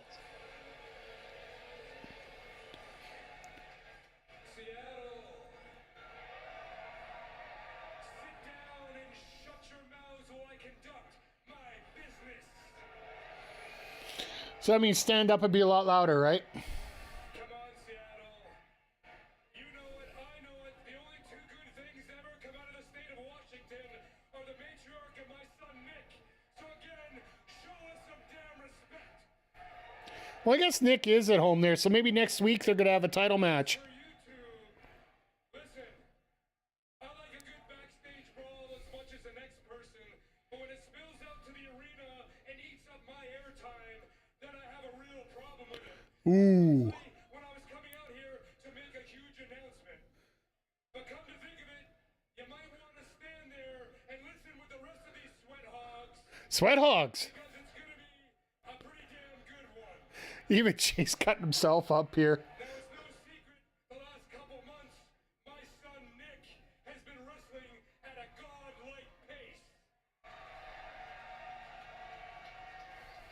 And believe me when I tell you, that has everything to do. Shut your mouths while I'm conducting business. They're trying to put Nick over. Tell you that has everything to do with my guidance. Yet there's still people that have the audacity to mistake friction for building mental toughness, but the proof speaks for itself. As my son Nick stands here as the youngest champion this company has ever seen. Okay. I say, why stop there? Why not keep going? Why not keep making more history? I think it's time for my son Nick to start walking beside me instead of behind me. I think it's time Nick and I embarked on a journey that takes us to the top, a journey that will see us become the first ever father and son AEW Tag Team Champions. Really? I'm sorry, did you say that that is your son? Yeah. Maybe your adopted son. Because if all the things that I've heard about Mama Wayne are true, Oh, here we go. that kid's real father could be literally anybody. Wow. Wow. Wow. That was a nice, I like that. Wait a sec, wait. Dead ringer. My God, do I love Bill. I don't like what I'm saying. You don't like what I'm saying? How about you two come down to this ring right now and we can do it right here. Well, First of all, there'll be nothing of the sort happening in Seattle tonight. So, next week. oh, you want to see it, do you? They're in Seattle next week. Big Bill? Is that you talking or is that the bottle talking? Recovering alcoholic. Did you fall off the wagon this weekend, huh? Did you go on a little bit of a bender? Huh? Maybe you just fried too many brain cells because I don't think you realize who you're talking to. You don't call the shots around here. I do. I am the patriot. You're dumb enough to cash in a triple threat match. We run AEW. I am the face of TNT now and forever. That's Adam Cole. Well, it looks like that's probably a match we're going to get next Thursday. So once again, just a reminder, next week, AEW Wrestling, Wednesday, Thursday. So we're going to have to fix things up here schedule-wise. Actually, it works out quite well.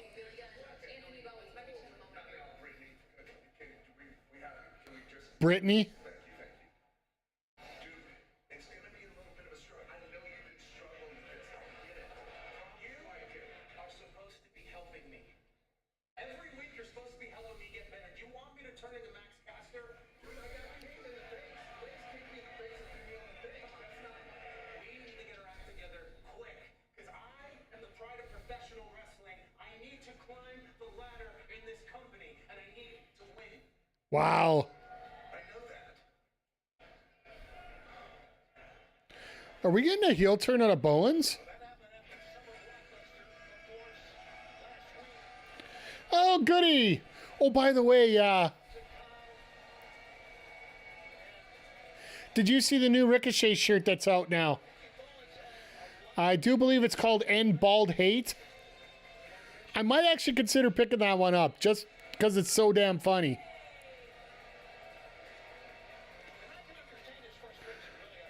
Because, yeah, they're playing into this, and I love every second of it. Like, and that's the one thing I love about AEW more than anything else. And, yes, I do know that WWE's starting to fall into place a little bit better for it, but let's face it, they're not. They're not all the way there yet. They'll play into what the fans are talking about. Can you tell that they took a little too much time somewhere?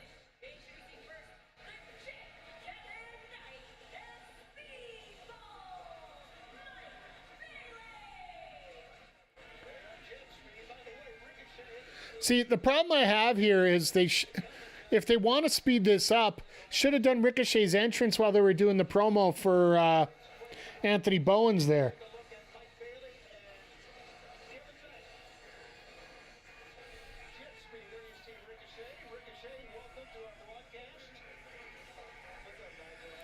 No chance to pose. Let's just get the other team in here and let's go.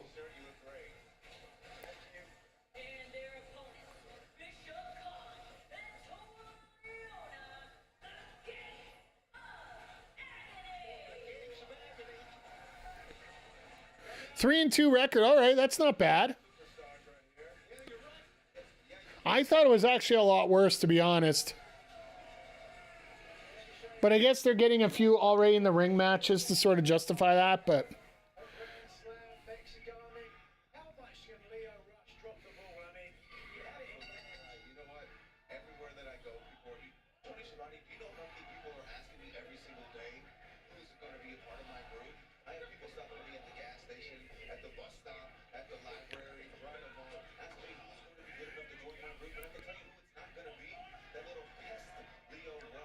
See, it's funny because I think that when...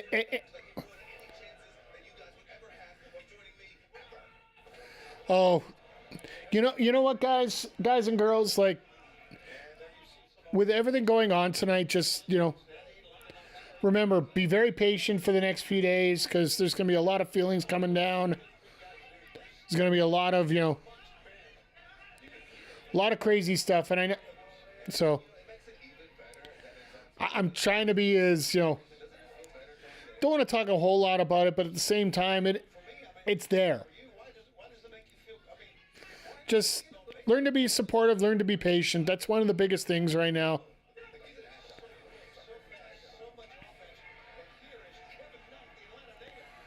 Bray the Bossy T, hey. Good to see you here tonight, Sab. But yeah, we're out here watching Collision here a little bit, and it's been a fun night so far. Like, I think the highlight of the night so far is the fact that Kota Ibushi made his debut, made his return to AEW to interrupt the Don Callis family. We actually got the confrontation between Okada and Ibushi, which really set things up here. As we go into an ad break, of course. But yeah, fun night so far. Looks like we're probably going to get Christian Cage. I got a feeling we're probably going to get that Nick Wayne face turn next week. Probably looking at Christian Cage and Nick Wayne taking on Big Bill and Brian Keith next week.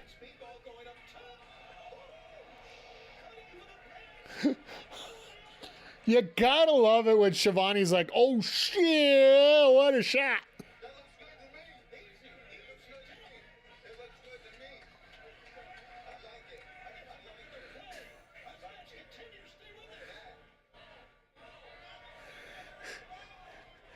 It looks like the Gates of Agony are trying to take their application into the into Ricochet's new group that he's trying to come up with here. But yeah, welcome to everybody here. If I haven't said it a lot tonight, and I know I should say it a little more. Thank you for being here tonight, folks. Especially now with all the craziness going on, but still, regardless, thank you for being here. Always appreciate having each and every one of you hang out, listening to my ramblings as we go on here, and Yeah, it's been a fun 5 years. I'll talk about a little bit more after the show here tonight. So, just a quick heads up for tonight. We're gonna have a little bit of a break. Probably not as big as normal after Collision tonight, and I'm just gonna set up a just chatting chat for now. We'll just talk about the last 5 years, things that are coming, things I have planned, things that we've done. Things that I reminisce about over the last 5 years. You guys can bring in your thoughts. For those on YouTube, this will be a Twitch exclusive one. So twitch.tv/Mike the Ref. We will be here talking about my 5th year anniversary as an affiliate here on Twitch. We'll talk about the story about how it came up and how it became to be. Plans I have going forward, because I actually do have some stuff on my screen that I'm already working on and hopefully will be coming out in the next few weeks. And some other ideas and maybe some stuff for you. And if we have time after, and with everything going on tonight, we might cut it short, we might not, I'll have to see, but we might end up playing a little bit of Fortnite. Granted, I just paid $50 for 4 skins. That's $50 Canadian, which is probably like $10 American, but I digress. Yeah, folks, I'm a sucker for Street Fighter gear. If you haven't noticed yet. But yeah, we'll talk about that in a little bit here. But yeah, setting up for. I really wonder, like, having Ricochet out here. I'm assuming it's for the Gates of Agony more than anything else. But he does have that feud going on with Kevin Knight. But also, Kevin Knight and Speedball have it with the Hurt Syndicate. So it almost makes me wonder which way are they going here, going into All In? I'd assume Jet Speed and the Hurt Syndicate All In.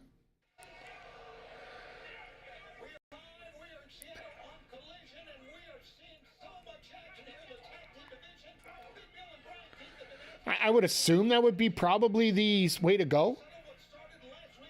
Hey, Michael, thank you for popping in here tonight. Appreciate you. Thank you for the compliment once again. I thank you for hanging out. It's been fun, folks. Like, we've been doing these for, I think it's been the majority of about 4 years, maybe even more.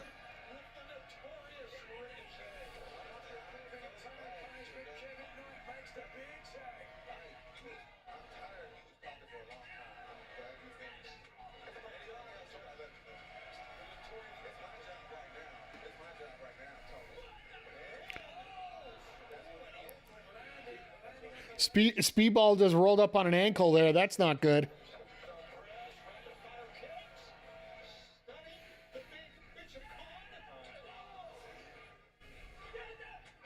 Oh, God, there's a shot.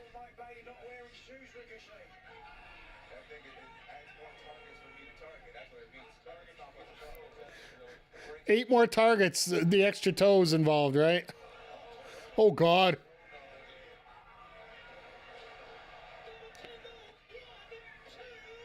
I don't know how much of a double team move that was. All he did was sit down.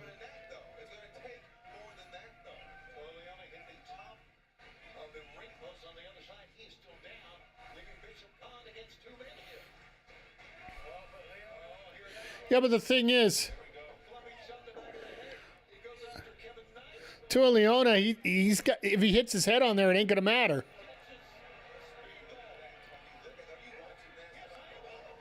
Just noticed his first time you're ahead of me. Well, first time in a while. I don't know. It's, well, hell, it's been almost a month now that we're actually able to run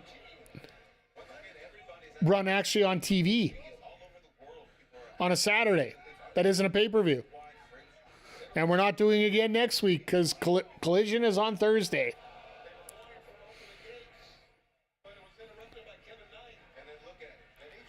And Kevin Knight just got destroyed.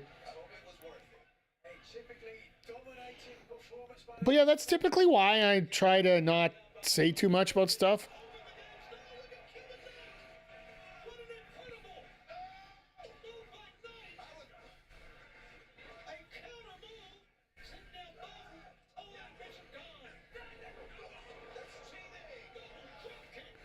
The more I see this, the more I see that the women are going to get cut for time here tonight.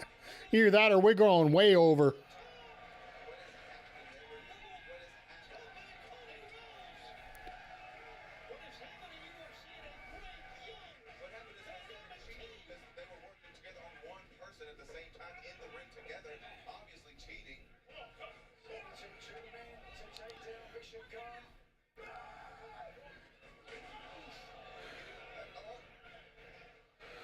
Well, all right, Con, what you got? Looks like Ricochet's trying to recruit the Gates of Agony hard here. Oh my God, it's finally called a lung blower. It's been how long for that to happen?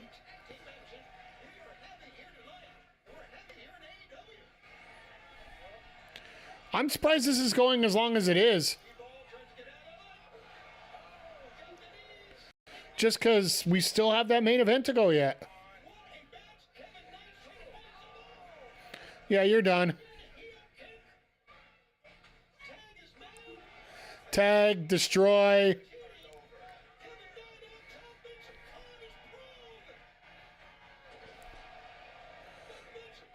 My God.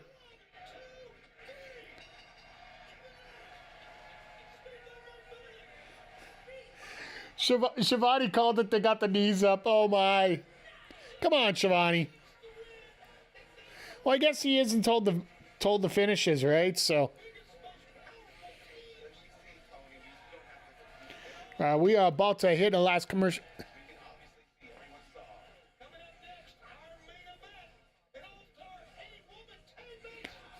Ricochet can't even get all his words out because they got to go to commercial. You know they're rushing at this point. It almost makes me wonder what happened that caused things. I think it might have been the Callis interview that took a little bit too much time, and the Christian interview took a little bit too much time, and it just keeps adding up. And now they're just boom, boom, boom, boom, hurry up. But yeah, with this being the final commercial break before the end of the show, as per tradition, I give you a quick rundown of what's coming up here this week. And literally just blew my mind that we have to change things on the fly here. So we'll do that. Plan is tomorrow night.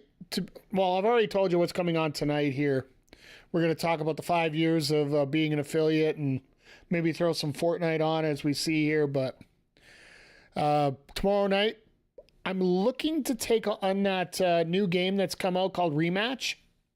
It is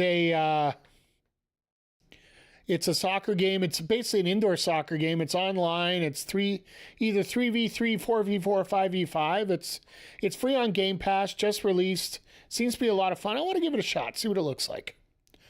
This Tuesday, we're going to open up the Backbreaker Fight Club. Andy Bogard is going to be available for Garwo, Mark of the Wolves, or City of the Wolves, sorry. Fatal Fury, City of the Wolves.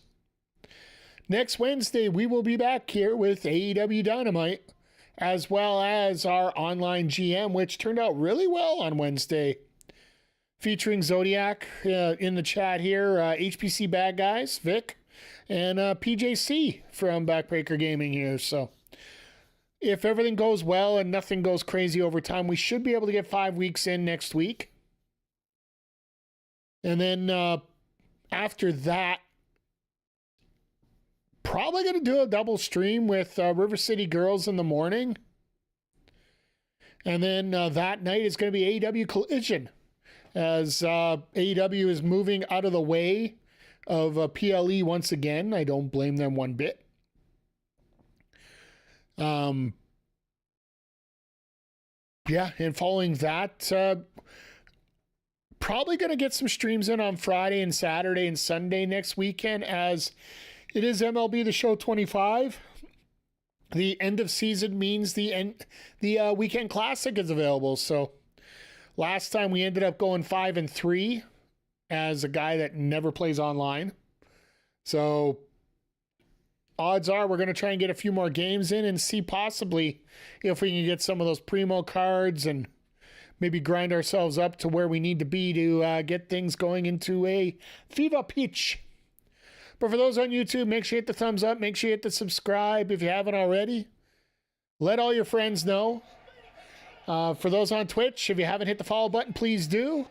Let you know every time we go live. And yeah, they are not fooling around with entrances tonight.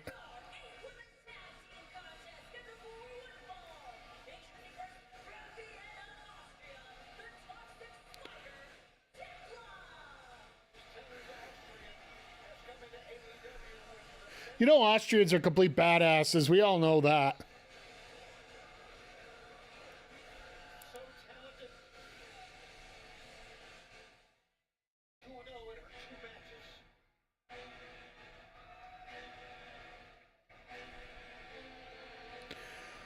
Athena's getting the spot. I like it.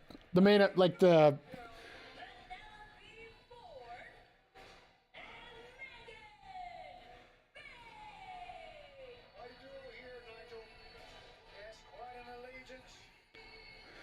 And the only thing that sucks about this is she has such a slow entrance that's very powerful. But they got to cut it right away because.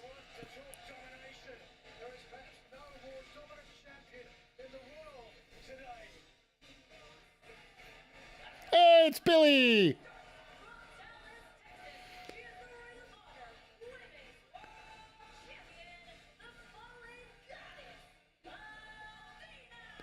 And the funny thing is, you can't have Lexi Nair with her on this show because, well, she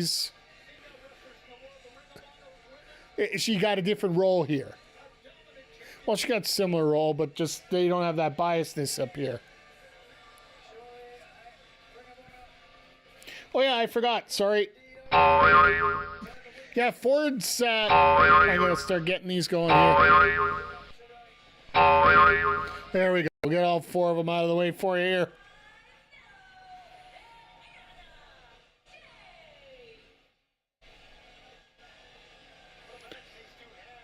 Yeah, Ford's got like Ford having matching gear to go with.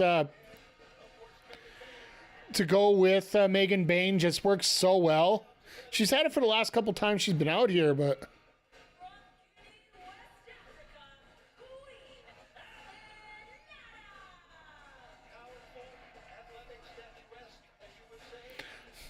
and Athena is not impressed whatsoever right now.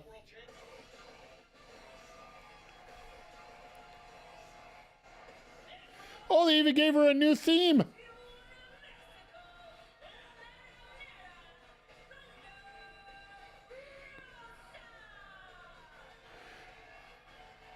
And Thunder Rosa is just like, nope, we are going. Ooh. Athena and Red's. Okay, yeah, that's the one that got recorded last Wednesday. That was the Persephone, the tag team partner of Thunder Rosa. That was the one that put up the poster or the little thing on Instagram saying, sorry, WWE, this one's not for sale. As Persephone is the former tag team partner of Stephanie Vaquer.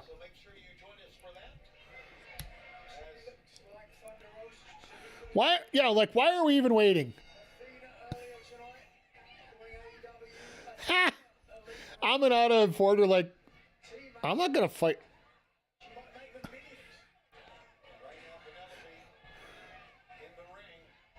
Were they doing a titty off there? Forgive me for, you know, the direct words there, but did they start off the match with a titty off? Sorry, Aminata, you're not winning that fight.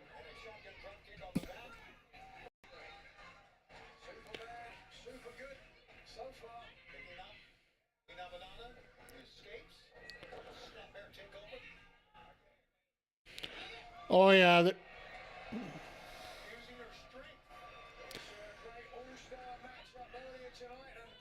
Ah! Thank you, Bane. That's how you solve that problem.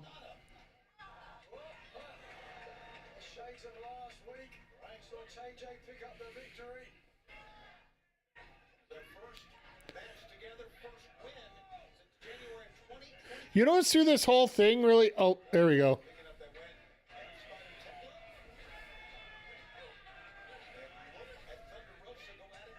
Tekla absolutely dominant in her first two outings. And speaking of dominant, the Ring of Honor Women's Champion, Athena, the longest reigning champion in Ring of Honor history. The only blemish on her record, that one loss to the TBS champion, Mercedes Moné, in the Owen Hart Foundation tournament earlier this year. Yeah, it's gonna be an interesting time for. Wait a second, take a look. Penelope's on one corner, Queen Amanada's on the other, all the other ladies, all the other 6 ladies down. Let's see what happens here. Sorry, just quickly checking a couple things there. Oh, everybody's come tumbling down.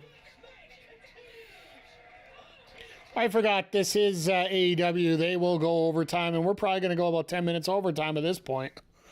Ugh.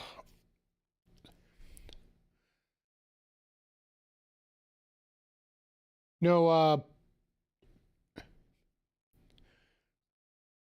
I do feel that by the time everything is all said and done, we're probably going to get 2 women's matches on the main card and 1 on the pre-show when it comes to just matches you can expect. We're going to have a multi-person match. I'm assuming that Bane and Ford will be a part of it. Probably another team. Maybe even like a 10-woman match. Honestly, what I would love to see, if I was head of booking, I would love to see them do a Casino Gauntlet match for the women at All In. And just have a brand new debut. Whether that be Evie, which I don't know which way she's going to go. Like, and when I say Evie, I refer to the former Dakota Kai. We need a women's tag title. Well, here's the thing, McG, and one thing I'm worried about when it comes to that, and that we were talking about this earlier in the show, and yes, I agree with you. Women's tag titles need to be a part of it. I would almost recommend doing a floating title between ROH and AEW. But also, because let's face it, the ROH titles are being defended on AEW anyway. For the most part, so just have one title for both. The thing I'm worried about most is the fact that you can't book. Tony Khan has not been able to successfully book women's matches in a very long while. Have it highlighted on Collision first? Absolutely. I would love to see it. Like, don't get me wrong. Like, I want to see it. It's just, I got why they only had one women's match in Mexico in many ways. Just because, well, from what I've been told, actually, women's wrestling does get a good pop down there. But I don't know how much of that long-lasting pop you get over multiple matches there. I'd love to be wrong. Trust me. I'd love to be wrong. The hell?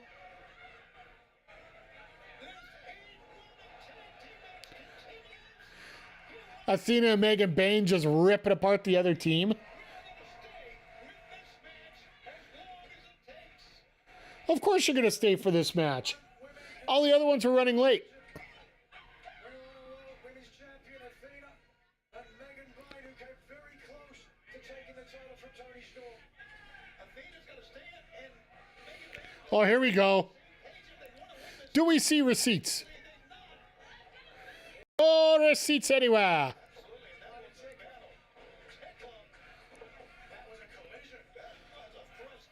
I'm not even, well, I think you have enough people that you can set up a decent tag division.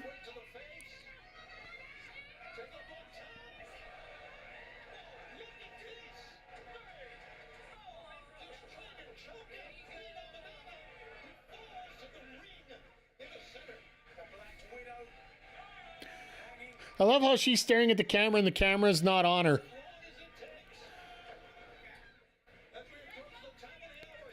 Production staff have been a little off tonight, if you haven't noticed.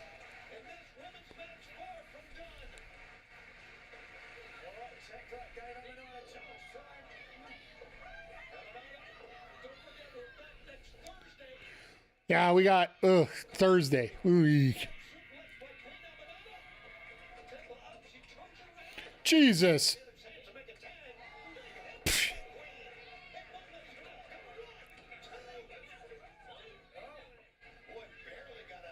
I don't know what exactly happened there, but I think Athena was supposed to jump in and break the pin up, but unfortunately she just broke the referee up, which necessarily isn't the worst thing in the world either.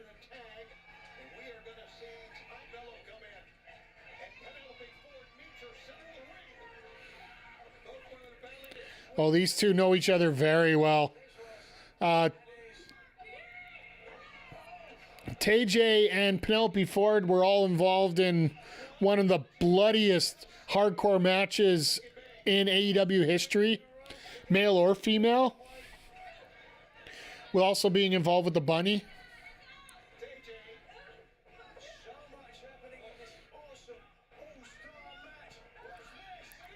And Bane just destroys them both. Let's go.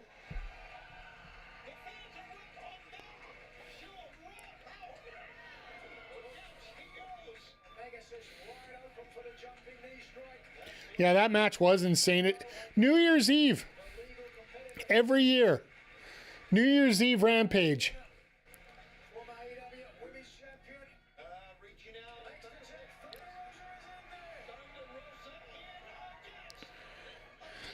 I don't like her walking in there. The fact that this match had such a fever pitch and all of a sudden... Like, I'm sorry, when you get a hot tag, you got to ride the hot tag. You just don't, don't turn Tabasco sauce into ketchup. I don't know how you do that, chat, but just go with me on it. The analogy hopefully works.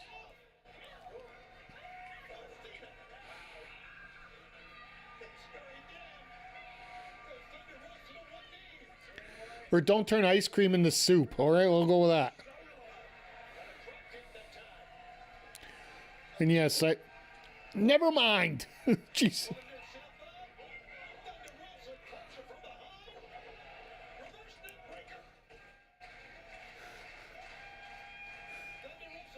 Thunder Rosa may be the Andrade of women's wrestling. Yeah. Hell of a talent, just can't get a pop. That's why I think Ring of Honor might be the best shot for her. Like, if she's running that division... It should work, but she's now like. That's why I think Athena versus Thunder Rosa at. All right, we'll see Ibushi on Wednesday. Thank you.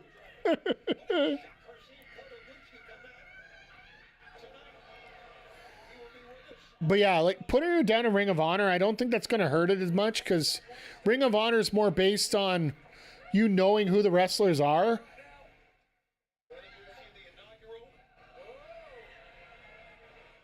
See, if Tekla was doing the spider walk, I would instantly pick her up and put her in a tombstone pile driver.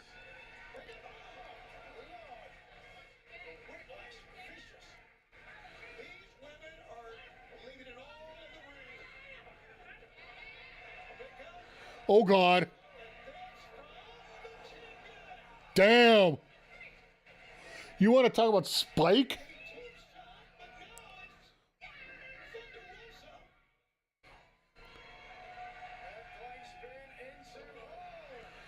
Oh, no, don't. It's going to be exactly what I told you.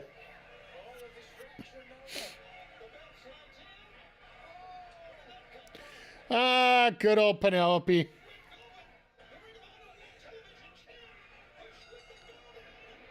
Oh, it's Velvet. What?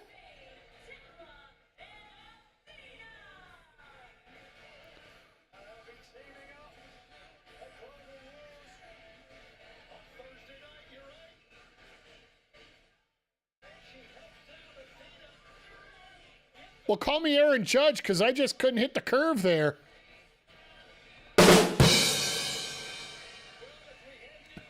That's a little bit of a switch. But the fact they're getting the ROH TV title on here for the women's division, it sort of balances out the fact that we got Nick Wayne on here all the time too. Like,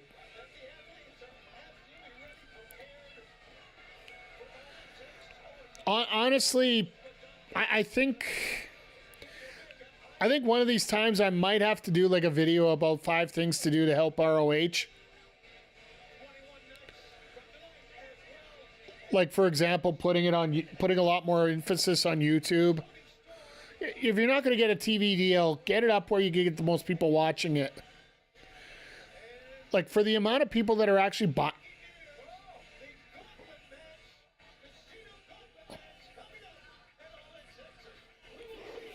folks, I don't know if you just saw that as I'm talking here. Casino Gauntlet match. That means we're getting somebody new. I got a feeling that means we're going to get somebody new. Stream it on YouTube under both AEW and ROH. Yeah, exactly. Like, stuff like that. Like, there's a million different things we could do to help out Ring of Honor, and just like there are a bunch of things I would recommend. And honestly, and I'm going to talk about this when we get to the second half of the show here. I really do feel that in terms of wanting to do a video about this, but just having a different person help out with Ring of Honor.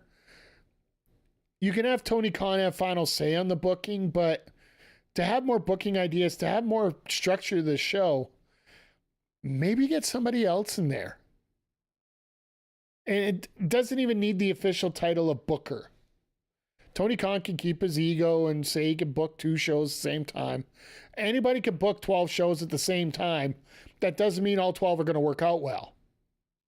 Just saying. But tonight, like, let's just sum up tonight.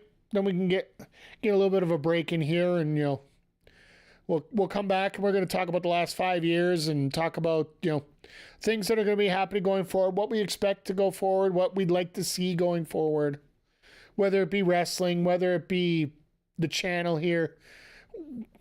I'm throwing up a just chatting night, but who's the woman who left TNA is great behind the scenes work? Gail Kim? Oh, the one that showed up at NXT on Tuesday?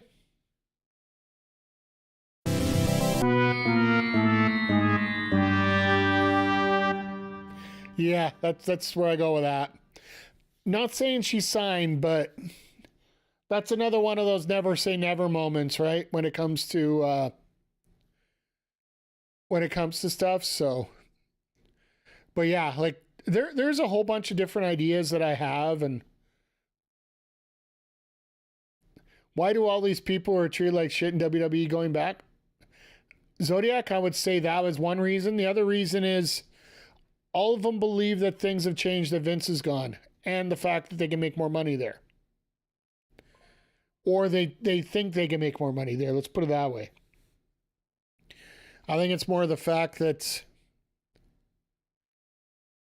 yeah, it's not just about how much you can make there. It's how much, in some ways it's better, some ways, yeah, exactly. Like, for every yin, there's a yang, right? Like,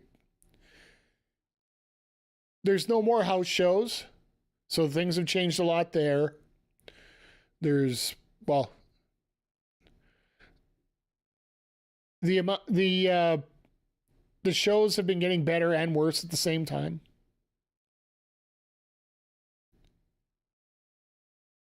Did Vince start the whole? No, that was TKO. They were taking a page out of the UFC and started the whole in-ring sponsorship thing. So I'm not even thinking that's a bad thing. If it gets some money, it's fine. It's as long as it's not too obtrusive. Hell, a video game we're going to be playing this week was in the center of the ring at WrestleMania. Too obtrusive? I said I don't mind them doing it. It's just how much do they do it? That's also the other thing. So, like having 14 ads in a ring, it's hard to it's hard to put things together like that. But no, like see, Wells being a sponsor was cool. I hate knowing that. I also hate it knowing they're next. Well, you also got to remember something here, Zodiac. Just a reminder. In City of the Wolves, Salvatore, SNK. That's where the money comes from, right? Like they got Saudi money for that game. Salvatore is one of the buddies of the developers in Saudi Arabia. That's why he's in the game. Ronaldo works for a team in Saudi Arabia. That's why he's in the game, but nobody ever plays him. But trust me, if you go and check out tomorrow's video on the Backbreaker Gaming YouTube channel, you're going to watch me get into a little bit of a tizzy about the fact that I don't get to play Ronaldo in arcade mode. Because tomorrow we're having our arcade stories continue. Today we had Hotaru from City of the Wolves. We went through the story mode with that. And tomorrow it's Terry Bogard. Because there is no... Yeah. Saudi's Nintendo, kind of? Yeah, essentially. But yeah, just... You know what? I thought about this, as I'm thinking right now, I'm not changing anything up. I'm keeping the YouTube open. I'm keeping the Twitch open. We're just going to chat. And we'll break things down here. Just... the only thing I'm going to do right now... I'm going to just switch things up and just call it just chatting. There we go. So yeah. Well, no, we're talking about a lot of things right now. So I figure, you know what? Let's not kill the momentum here. And for those wondering what's going on YouTube here, on Twitch, I became an affiliate on July 21st, 2020, or June 21st, 2020. As a lot of people did because, well, let's face it. If you think about it, back up 3 months. Officially, it was 4 days after 4 days after the big shutdown happened during COVID. So, well, yeah, just that's when I started getting into gaming a little more seriously here because, well, frankly, we had nothing else better to do, right? And we were just here hanging out. Everybody's just trying to survive more than anything else. I do believe in the States it was a little more lax compared to what it was in Canada, but Canada, like, personally, I didn't have any time to relax. Apparently, my job was considered essential. I never knew running car washes at gas stations was considered essential work, but I digress. I was just happy to have a job still. So throughout this entire pandemic and everything, I literally did not have a day off. Building cars. Yeah, look, we all had our vices. And the thing is, I just come out of a situation here where I was working for two different wrestling promotions that essentially got shut down for a good while there. And I had one that essentially went bad. It was a bad business deal, and I'll be the first to admit it. A lot of it was naivety and my fault. Know that I've sit back and look at everything that's gone on. And as much as I'd like to blame somebody else, I do have to blame myself for putting myself in a position like that. So one of the biggest things I've learned over the last 5 years, you can make all the excuses in the world that somebody else has done something or somebody else has created a narrative for yourself. And there are many locally here in in different scenes that have created a narrative for me in terms of what I do and what I don't do and what kind of character I have. The only person who can truly prove what kind of character you have is yourself. And that's the only person you have to look in the mirror every day and say, are you doing the right thing? And basically, I went from my primary focus being, originally was my focus was on wrestling and just gaming was just a nice fun side thing that I was doing. At that point, I originally just changed things out and started focusing a little more on gaming, and I started getting a little bit more into Twitch. And ironically enough, I started out, I think the earliest games that I did was NHL 21. We literally just ran through a playoffs with the Oilers. That's what our first streams were. Did a lot of Killer Instinct. Just little things to relax. Like we were playing Maximum Football, which now is out once again. They've re-released a new copy without the CFL teams and the CFL rules, because I kept... It was funny with the developers. I kept contacting them because the rules were... They didn't know the right rules, so I kept telling them what the rule was, so they tried to fix it and just... Nope. Anyway, you could see it every week. You could see Maximum Football on the intro every week that I do here for our gaming stream. So I do believe we started doing the Sidecast the middle of 2021. Middle of 2020 or middle of 2021. We didn't start at the beginning of Dynamite because we really didn't know what we had. And yeah, it's just literally taken off by leaps and bounds here. And realistically, this is probably our biggest episodes of the week. Now, it just feels like a big family coming in here to hang out, to enjoy things, to just grow a real sense of community. Like, we all know each other. One thing I've always believed in, whether it be dealing with...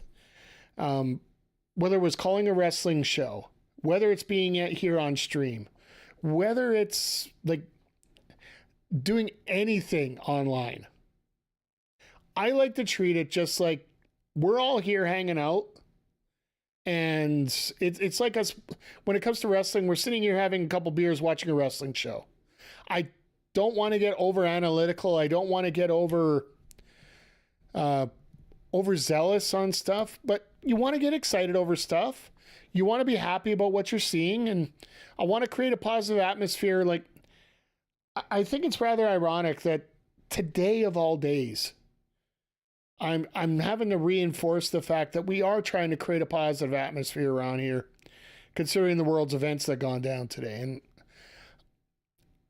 I know that sometimes I get a little overly passionate about it, but one of the things I do believe more than anything else is to make sure that you are known as not to be on the wrong side of history. And I definitely am doing everything in my power to make sure that, that would be the case at this point. Because, there are a lot of things going on in this world right now. That's to put it politely. And it actually broke down to how ironic that the slogan for the channel actually came out of that, right? So, for those that don't know, the big thing we have, and it's available on one of our shirts on our merch site, be part of the solution, don't be part of the problem, is essentially the slogan here. And I'm probably going to drop the second part out because, you don't want to talk about stuff that you don't want to happen. You don't mention it either way. And it basically came out of COVID. Because, well, frankly, so many people it basically came out of a mask mandate, which turned out to be a philosophy of life. And it helped me actually find one of the companies that I set up most of my donation drives to, jack.org, because they're about giving people ways to create solutions to their problems, rather than trying to help fix something that's already happened. Trying to give them the tools to make sure it doesn't happen off the first place. And that's one thing I've always tried to emphasize around here in terms of philosophy. You sit here and you try to preach that somebody's done something wrong, and you have to overanalyze and try to, this is what you shouldn't have done. This isn't what you shouldn't have done. I hate how you did this. To me, it's more about what can you do to fix it? What should be done to fix it? How do we fix this? How do we make sure this doesn't happen again? Always being part of the solution has always been, well, I don't want to say always has been, but I want to say now that it's probably one of the biggest philosophy changes I've had in my life. And I hope it's reflected in a lot of the stuff that we've done here on the channel. I know we're talking about a freaking gaming channel of all things, but for me, it's all about, having everybody come out here with a positive atmosphere and just enjoy what they're doing. And I really do appreciate each and every one of you, whether you've been in here early and aren't here anymore, whether you showed up late and are just checking things out now for one of the first times. I hope that I've created an atmosphere where you're allowed to be positive, where you're just able to relax. Like life gets you so complicated here that just sometimes you just need to get out here and just relax a little bit. And that's some of the biggest stuff that we have here. But yeah, when I started out, little laptop, one crazy little setup. Shout out to Cloud and Jupiter Vision for helping me get my overlays first set up as we were going through. Those were really rough in terms of what we were doing. Now we're starting to get a little more streamlined here, and I'm starting to learn things on myself. Got a brand new computer set up here last year, and I think I'm pretty close to where the setup where I want to be. This Bridgecast mixer is hit or miss for me about what we're going to do with it, but in terms of a setup that I have here, like one day I'll put that in the show notes on Twitch. In one of the tabs there, I'll give you guys a rundown of everything that I own and see you guys if you want any ideas about what you're doing here.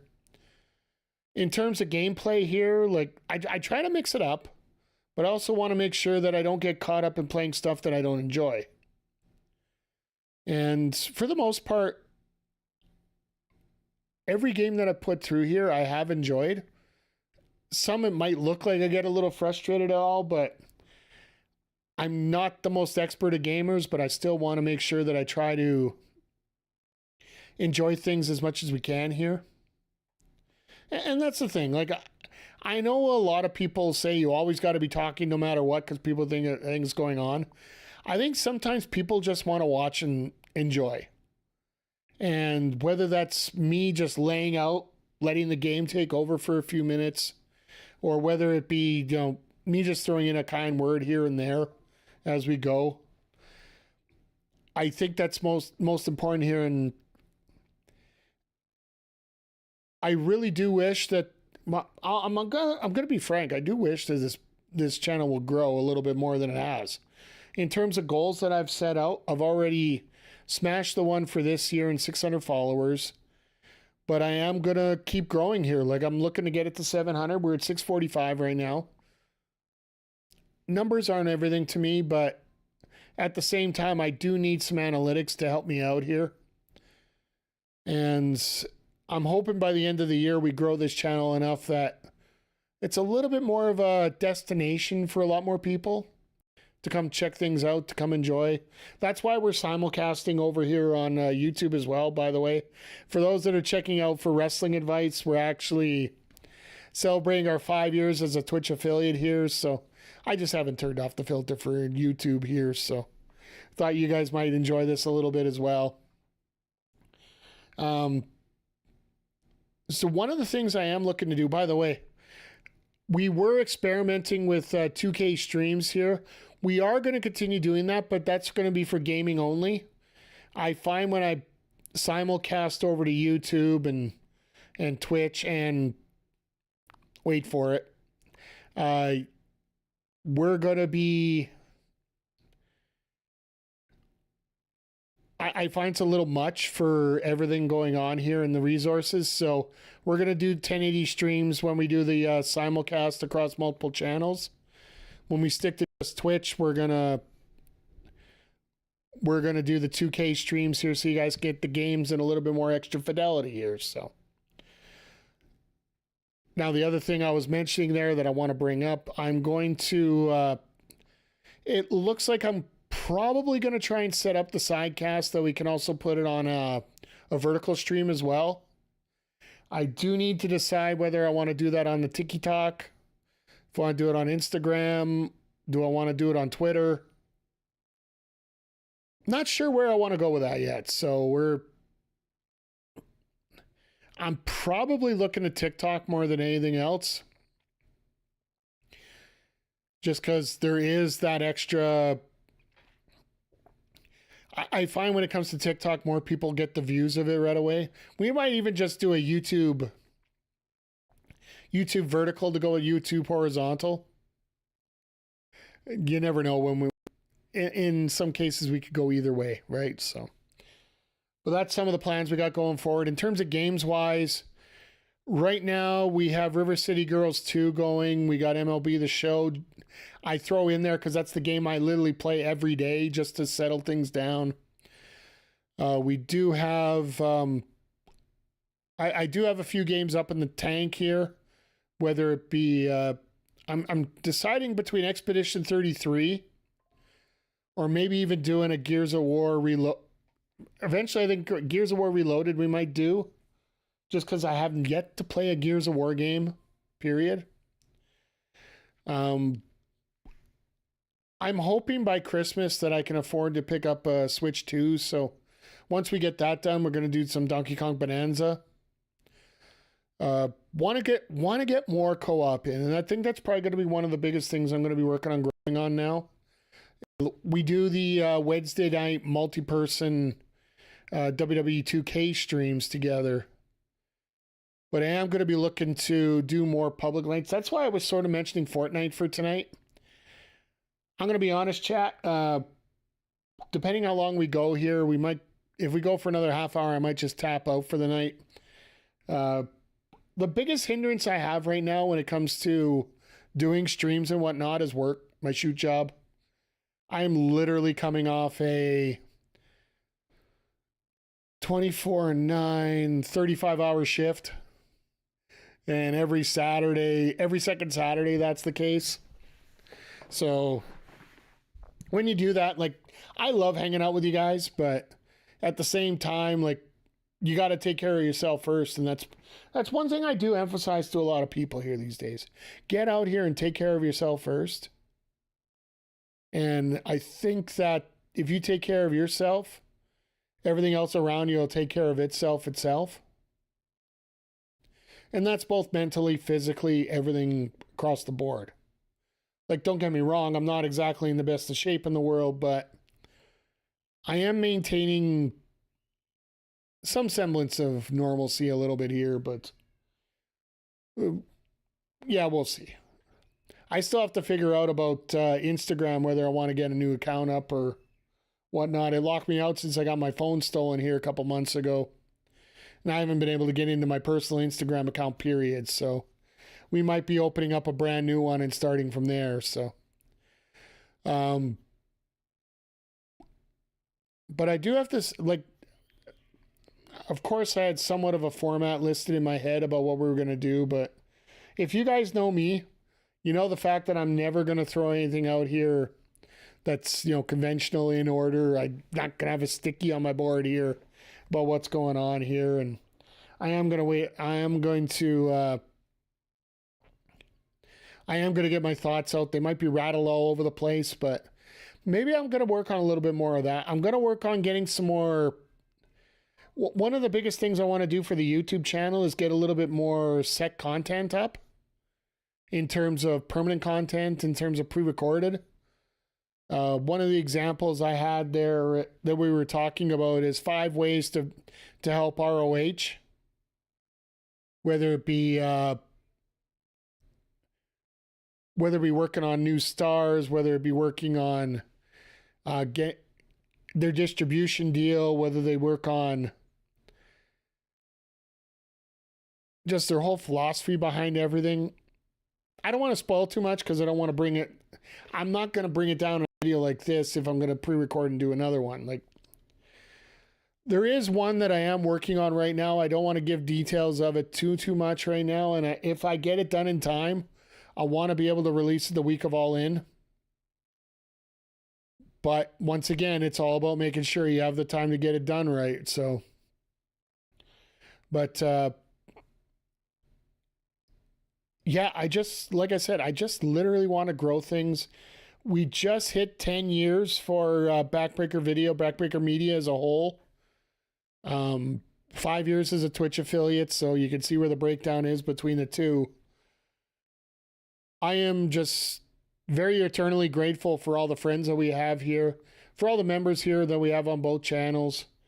I know that Andre C has just come back in with a new pop shop. He's got his new independent wrestling show that he gets for covering all the shows. Astor Pizarro, working with women's wrestling right now, doing a great job at OLE, our local establishment. A lot of people don't work over here on this end much anymore on the wrestling side, but I've always left it as an open door, and I've always left it as a vehicle for people to get their voice out. If it's just me coming through here with the live casts, so be it. Like I said, I do want to get some more pre-recorded content up, but if anybody here wants a space to get their thoughts out, get things opened up, I've always had a very simple philosophy when it comes to being here. Have a take, don't suck. Jim Rome mentioned that years ago. I think he still does with his callers. If you're going to come in here and produce content, all I've asked is don't produce it just for the fact that you're wanting to produce something. Produce something because you want to talk about something. That's different.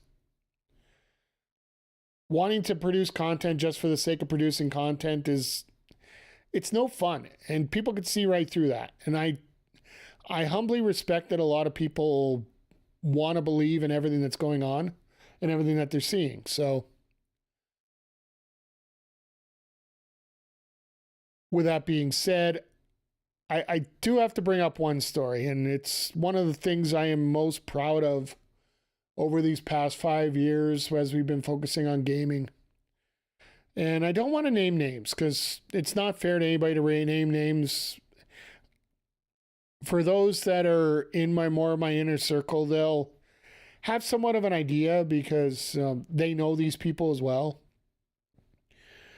One of the things I'm most proud of myself with is the streak of daily content that we've had over on the gaming YouTube channel.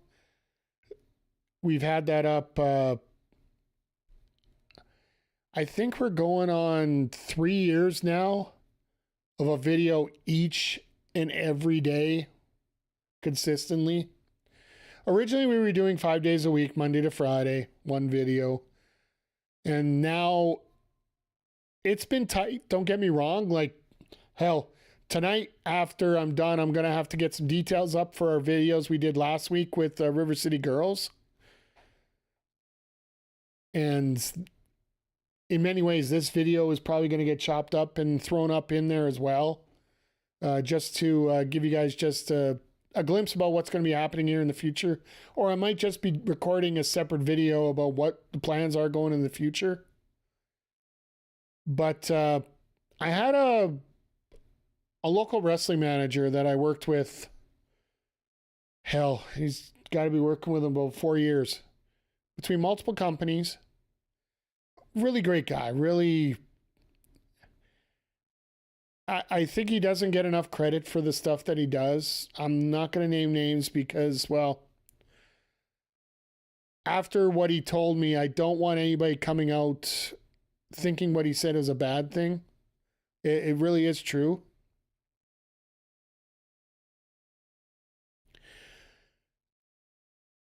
What this gentleman told me was it's something that really hit the heart, and something that really changed my philosophy when it came to working on stuff like this. And I'll get to your comment in 1 second here, McKerndy. Appreciate you being here. It was when I finally made the decision I was going to walk away from doing wrestling content as a whole. Basically, I was told that I'm famous. Like, I've flip-flopped between promotions for many a time, right? We have 3 local... At the time when I left pro wrestling here, there were 7 local promotions here in Alberta. And I got a chance to work a show with each and every one of them. And I am so grateful for all that. But when I saw things going to a bad light, I knew how to get out before things got really terrible. And simply put, this person came up to me and literally sent me a message, which I read all the time, and he told me that I literally take my ball and go home all the time. That I was always taking my ball and going home when I didn't get my way. That I would never commit to anything, even if it was in the roughest of situations. Really took that to heart. It used to be a bit of a sticking point to me. It used to be a little bit of an anger point. But now to me, it's just a reminder that life's not always going to be easy, but you still need to prevail. And every time I feel like I get run down by some of the extra work, like don't get me wrong, doing this is absolutely a blast. Hanging out with each and every one of you, even if it's just me rambling off random words for an hour on end, one way. Just me talking out versus anything coming back. By the way, if you guys have any questions, feel free to throw them in here. More than willing to answer them as we're going through here, but I always keep reminding myself, do you really want to be that guy that just, when things get rough, you've got the reputation that you're leaving? And hell no. And yeah, we have been going, I was going to check the exact rate before we got going here, but we're at least 3 years deep right now in daily gaming content up on the YouTube channel. And that is something I am damn proud of. So if you guys get a chance, go check it out. Backbreaker_gaming over on YouTube. Fun fact, the first televised NFL game was played between the Philadelphia Eagles, who lost to the Brooklyn... Yeah, the Brooklyn Dodgers had how many different names? Like baseball, football. I think there was a college team named the Brooklyn Dodgers as well. By the way, good to see you, McKerndy. I appreciate you. But yeah, like some of the favorite things that I've done over the previous years, like I remember doing my first 12-hour stream here. For those that know me from my wrestling days, I could sit through 4 or 5 hours calling wrestling shows, no break, no nothing, just go. But having to do 12 hours felt like it was going to be a challenge, but I have to say, for everybody that came in and everybody that hung out and everybody that stuck around with me as we were going through it,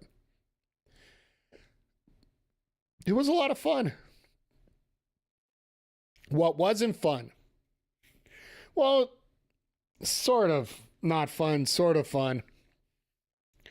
When we did our first ever 12-hour challenge for Jack.org, the goal was, if we raised $500,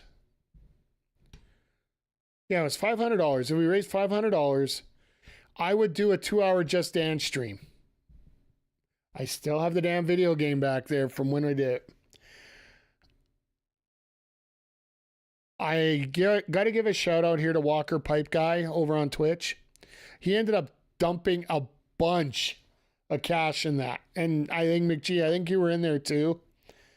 And we met the goal. And New Year's Day, no word of a lie, New Year's Day, I got the camera set up just over there. I'm about 3 feet behind me here.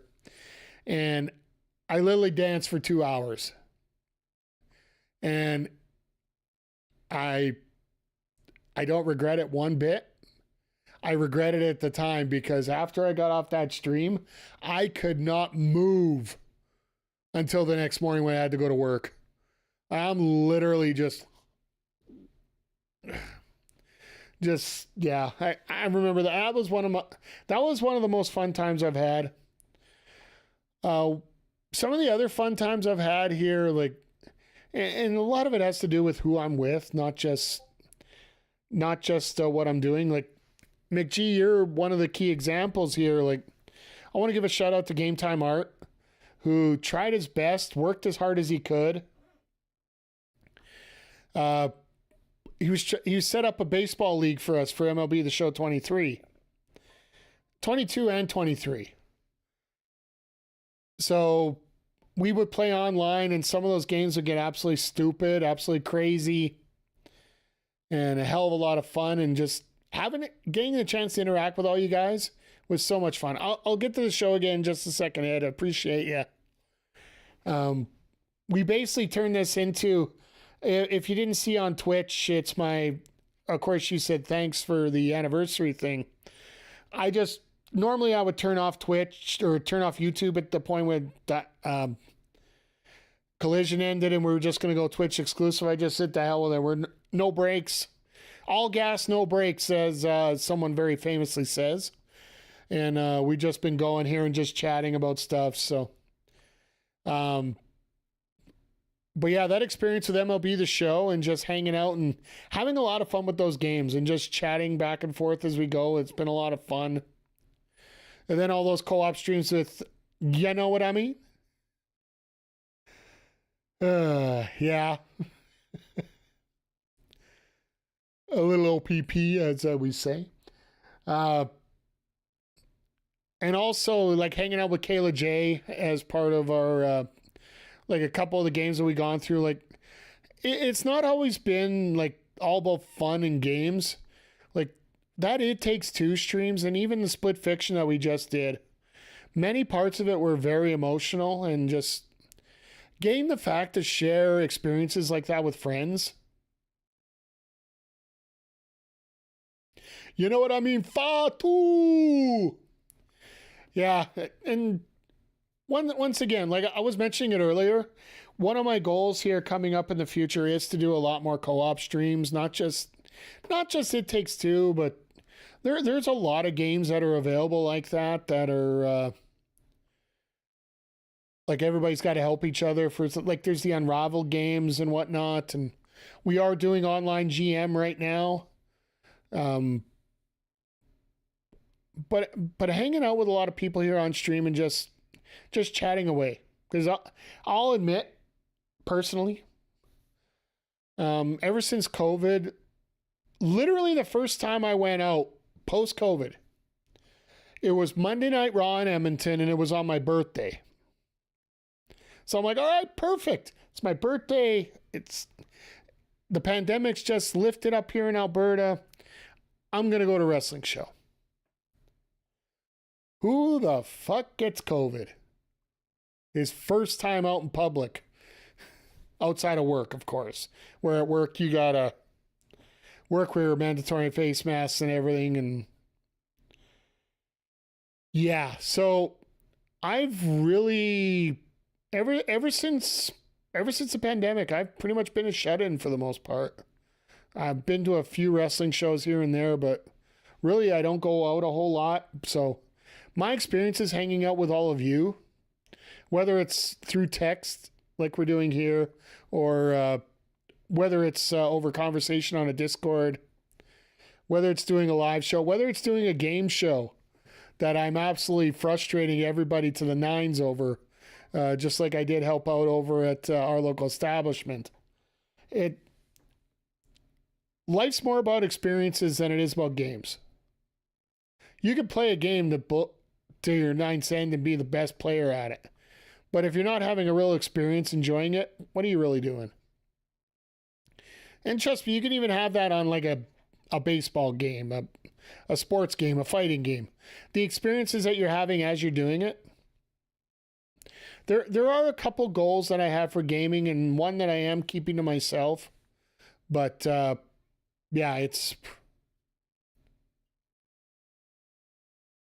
streaming is the friends you make along the way. Exactly. And you're bang on with that, Ed. But yeah, one thing I'd like to do is just try to remember to get involved with a lot more people.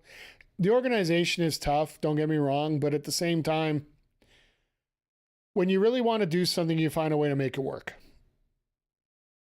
I have a lot of crazy ideas in my head. I still have a How the Ref Would Book challenge that I do have to complete, which I do have to remind Kayla that we have to get done. I have to remind Vic that we have to get done, as I will be. I want to do that up, and I also want to do it for charity. So, I might open it up the floor. There's a few ideas that I have cooking here that I really like to get going here, but we'll jump back into this in a second, but I don't want to get too far away from it. So the biggest thing coming out of the biggest notes coming out of AEW this weekend, Kota Ibushi made his return to how do I put it politely? Fuck up Don Callis and his family when they came out for a promo. The women main evented tonight, got pushed for time because Callis's promo was too long. Christian Cage's promo was too long. Apparently we're getting Cage and Nick Wayne versus Big Bill and Brian Keith next week. It hasn't been announced, but it looks like it's doing that. The women got the main event. Athena got the pin over Thunder Rosa thanks to interference by ROH Women's TV Champion Red Velvet. That was a curveball I didn't expect, having Red Velvet involved in that situation. So I don't know what's going to happen there personally. We got Adam Cole looking like $1 million coming back. Jet Speed taking on the Gates of Agony. It felt like they were pushing themselves to have their regular time, even though they were getting cut for time. But Jet Speed did get the win. Ricochet, which, by the way, has one of the newest, greatest shirts in the world. Stop Bald Hate. I still think it's a blast. And then Moxley cleaned up on AR Fox. It was a lot more competitive than you would expect. Swerve got the... oh, God.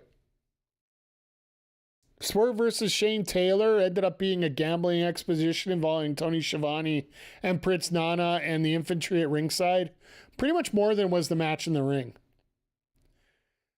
I thought there might be some Buck involvement because, we are headed towards All In and all that, but not much there. But all in all, just a fun show to be had. Tony Storm pulled another epic promo out of her ass, which she always does. And everybody showed up and showed off once again. We're getting the actual in-ring debut of Kota Ibushi on Wednesday, apparently, as we're getting ready for All In here. No, but the closing of the show, they did announce that they're going to get the Casino Gauntlet. Here's a thought, chat, and I know it's a little late for this, but they announced the Casino Gauntlet at the end of the women's match tonight. I wonder if they announced the Casino Gauntlet, but they didn't mention the gender, whether that could be a women's Casino Gauntlet match. Something that I've been calling for 6 months now. Just saying. Just throwing that out there right now. Random thoughts. But, yeah, a women's Casino Gauntlet would be a hell of a lot of fun at All In. So, but yeah, there's your rundown for Collision there, sir. I hope you get a chance to check it out a little bit. If you guys aren't checking out Ed here, he's over on Our Local Establishment over on Twitch and YouTube. They cover pretty much everything. It's an old group of people there that are working out there, and they do an absolutely fantastic job as a group. And yeah, totally check them out if you can. And yeah, I know you come over here for AEW. I appreciate that. And yeah, I guess in some ways, you know, it like I said, it's all about the friends you meet along the way. And it's funny because in many ways, Our Local Establishment and Backbreaker, well, the newest version of Backbreaker pretty much started the same way. Basically through the falling out of the same person. I find it rather ironic that that's the case here on ours. That we're both two heads of the same coin. But you know what? That's the past. I will say one of the funniest things is when I finally called somebody out on their BS, that the first thing they did was show up on a Lego Star Wars stream to try and call me out. That was one of the fun. You gotta love that we all ended up here through one person. Yeah, I just. What's that phrase, kids? If you know, you know. But yeah, it. The thing I'll be doing in the future here more than anything else, like, I guess roughly we should start putting a bow on this because, well, frankly, you know, I could ramble for about 5 hours here into the wind, into the ether about this, but looking back on the last 5 years, there isn't a whole lot I would change. Then ramble? Yeah, well, I can find other ways to be a little more creative and ramble, and also when you're tired, you ramble nonsensically. When I ramble, I like to ramble sensically. I think is that even a word, sensically? I think it's sensibly, but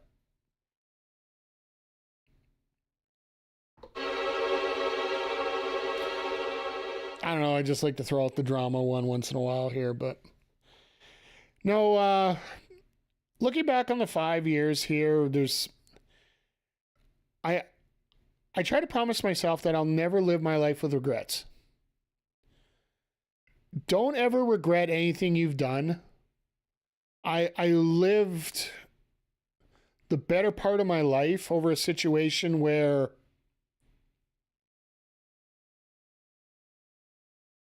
I have no idea what this sensibly or sensitively things just pop in my head, then they end up on screen. Yeah, trust me. When I see your rants about AEW when you talk about on your NXT show, I know all about your rambly rants. But I digress. Oh, and better yet, Don't hate the player, hate the game.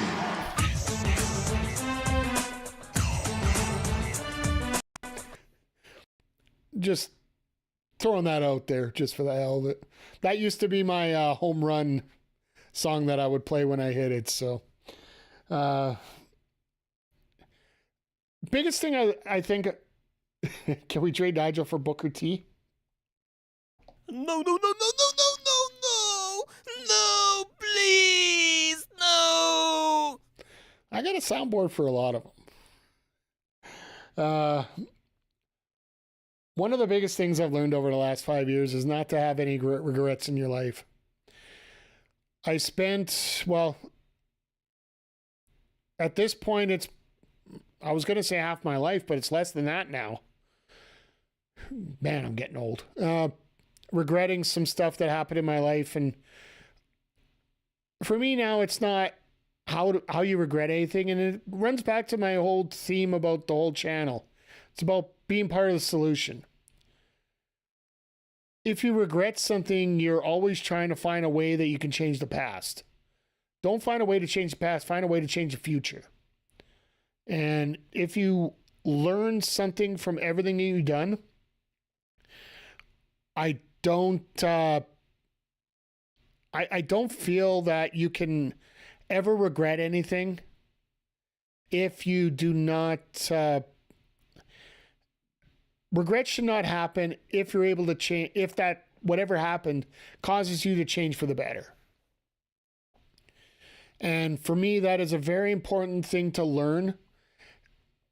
Because the more that you regret stuff, the more you're going to beat yourself up on it. And one of the things I've had to learn more than anything else, and I think a lot of people notice it when they see me, I've spent most of my life getting beaten up over stuff. Like I beat myself up over certain things. And it drives many people nuts. And once again, we're in a Twitch ad break here. Those on YouTube, you're watching free and clear. I grew up in an atmosphere where I was always told I was never good enough. That I had to take the easiest way out because that's all I could accomplish. And if you're going to sit there and accept that and just regret that you had to listen to that and the fact that you didn't bounce back from that very exact situation. And what I've learned over the past 5 years more than anything else is to stick up, not necessarily for yourself.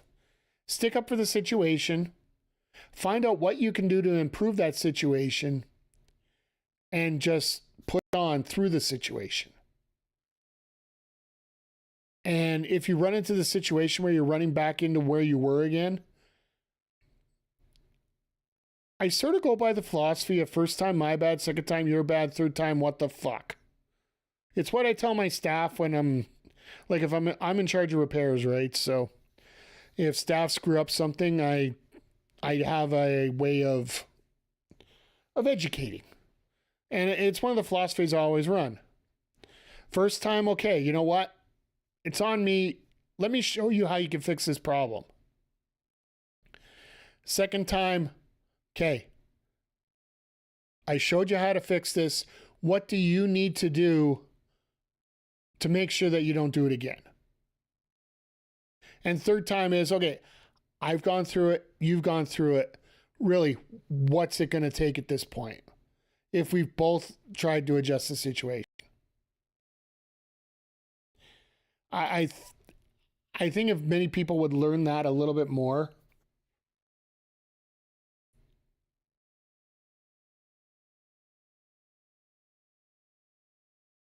The hell?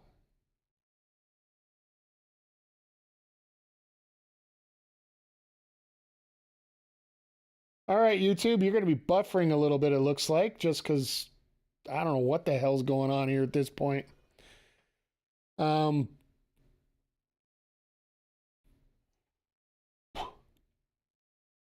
Literally just came up on my screen saying that there's going to be buffering over on the YouTube channel here, so I guess we'll see what happens when we come back here in a second, but might have just been a little glitch at the moment there, so everything's good on your end. All right, well, I show you what's on my screen that says error, but I don't know. So yeah, talking about one of my biggest things I've learned this year, biggest accomplishments, starting to finish video games. Like I was one of these guys that would never finish anything. The only thing I would finish properly is dinner.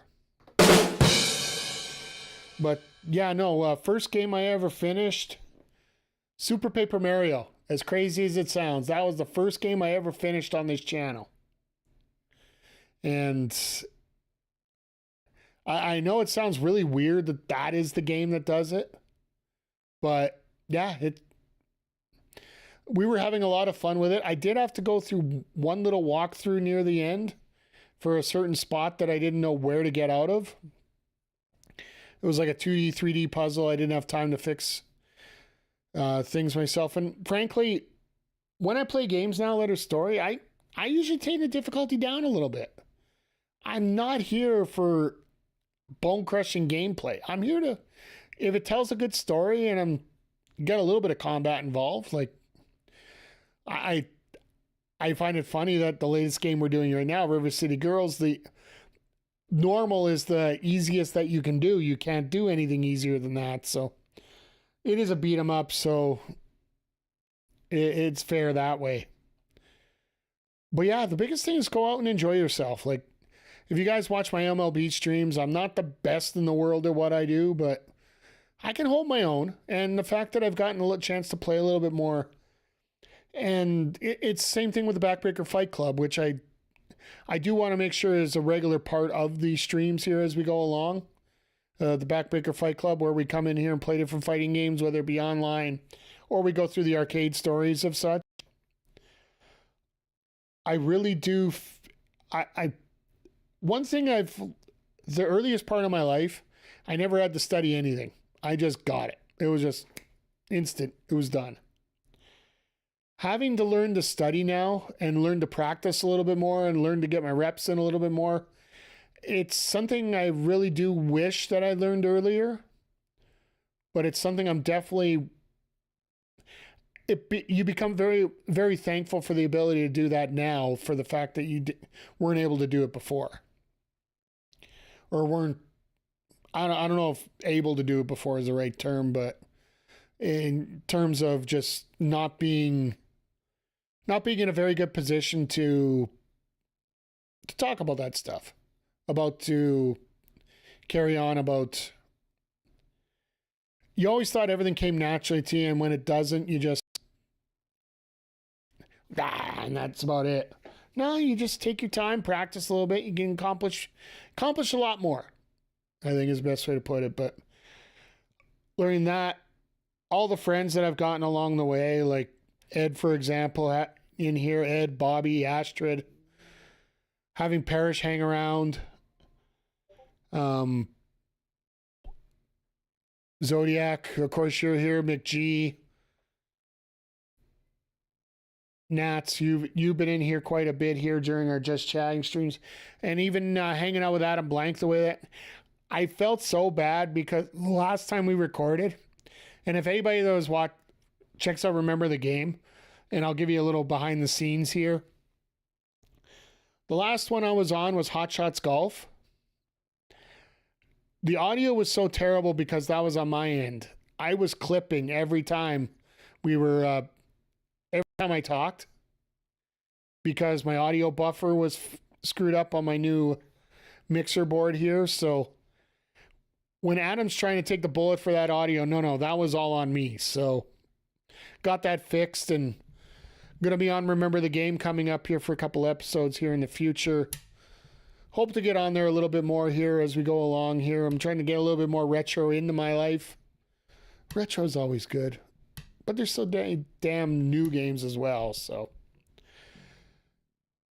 but yeah, just there's so many people I could mention here, and like McGee I could mention here as well. Mercury 869 is hanging out here as well.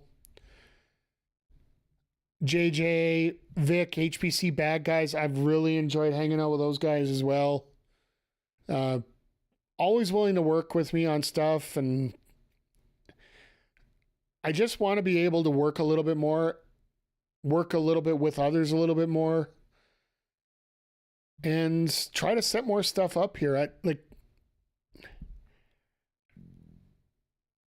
It's been easy for me to try to say that I'm going to do stuff. It's a harder thing for me to actually get it done. And that's something I've really had to work on a little bit more here, and just back up the words a little bit more. And I hope to this year, I hope to include a lot more little things, whether it's pre-recorded content or live content, one or the other.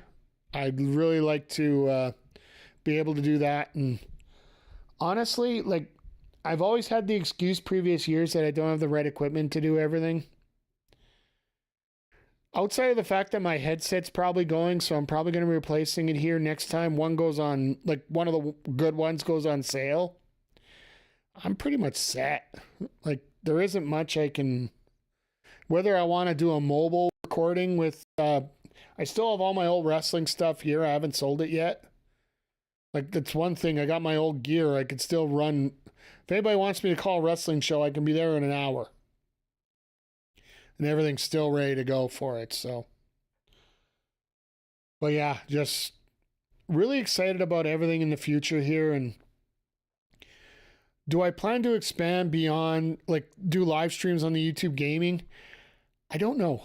I probably. I'm, if anything, I might even do the YouTube Shorts a little bit more for the gaming content. I won't necessarily do much on the widescreen because we do the VODs up there. So, but having some short form content there. Want to work on getting more clips done, and I'm really going to try and work on encouraging people to clip stuff that they really do enjoy. Just because, well, that's the way of the future, right? And it's all about getting your nose to the grindstone and getting things working. So basically, to sum it up, in terms of stuff we're going to be doing in the future here, I think the only thing concrete that I can announce that will be going is we're going to return to season 2 of the offline GM mode for 2K25, July 19th. That is 1 week after All in Texas. So for now, there are a lot of Thursday collisions. And frankly, I don't want to be running till 11 midnight at doing WWE streams on a Thursday night. So I'm just literally going to wait until we get back to a solid Saturday setup. If WWE decides to, or sorry, if AEW decides to move their show to Thursdays permanently, well, we'll work something out here. We're going to try and figure it out how things go here. So in terms of rough things want to do, we're probably going to have more fighting games coming out. There are some story-based games that I want to get into. Expedition 33 intrigues me and scares me all at the same time because I'm not very good at those turn-based games because my philosophy has always been if I want to beat somebody up, I want the opportunity to do it all at once. I don't want to take turns. But that one's got me hooked a little bit on it. So I have that one loaded up. South of Midnight I have loaded up.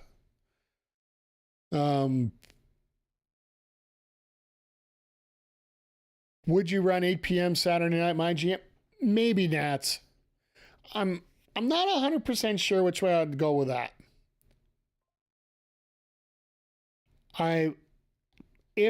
Sorry, you're talking Eastern time, so I'll say this. I can say this with pretty much confidence here.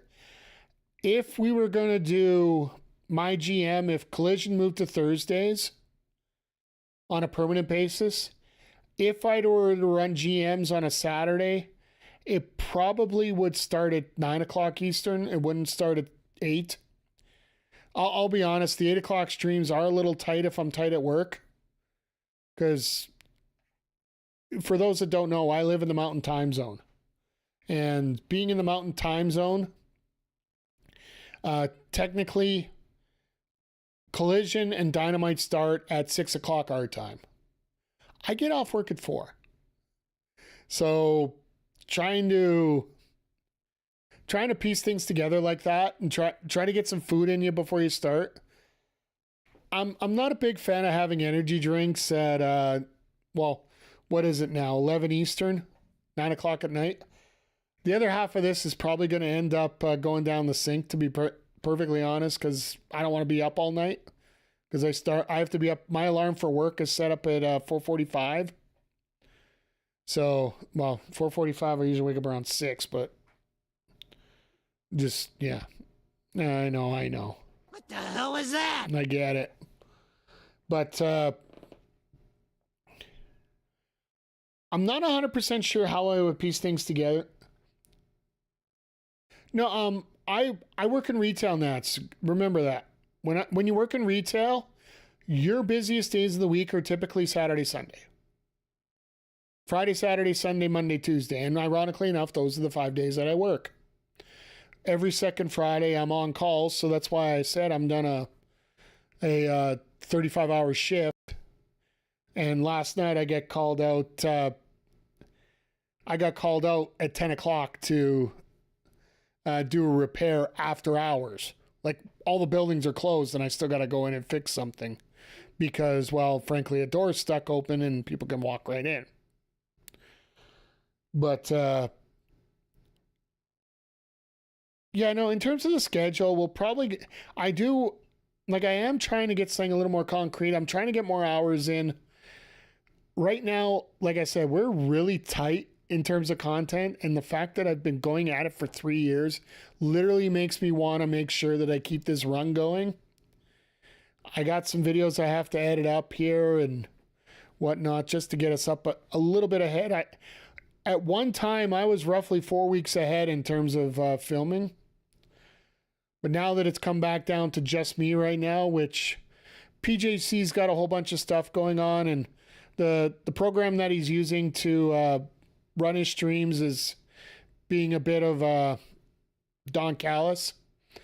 So it's been a little tough for him to try to get any streams in right now. And right now it looks like it's just the two of us. I'm working on one other nice gentleman here to join us here for a little bit of stuff.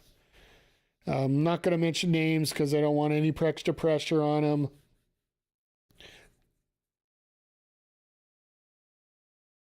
Talk to Nick? Well, no, I haven't, and I don't know whether he'd be interested or not, and I haven't really... I've never been in the business of pushing people, or I'm not very good at reaching out to ask people.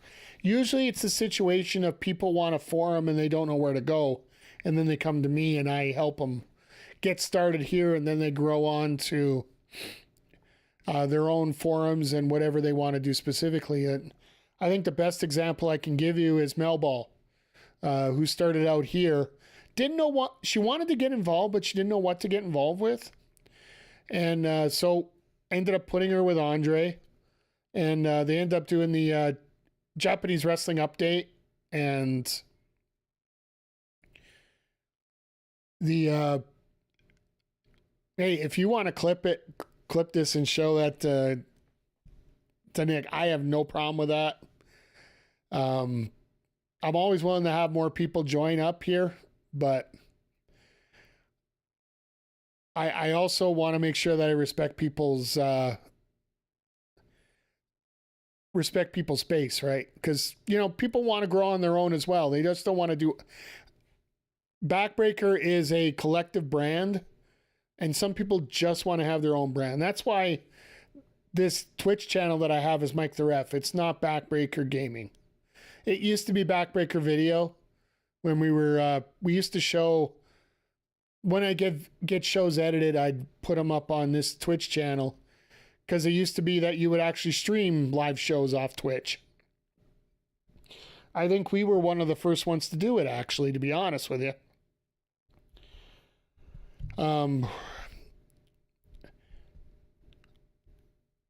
In terms of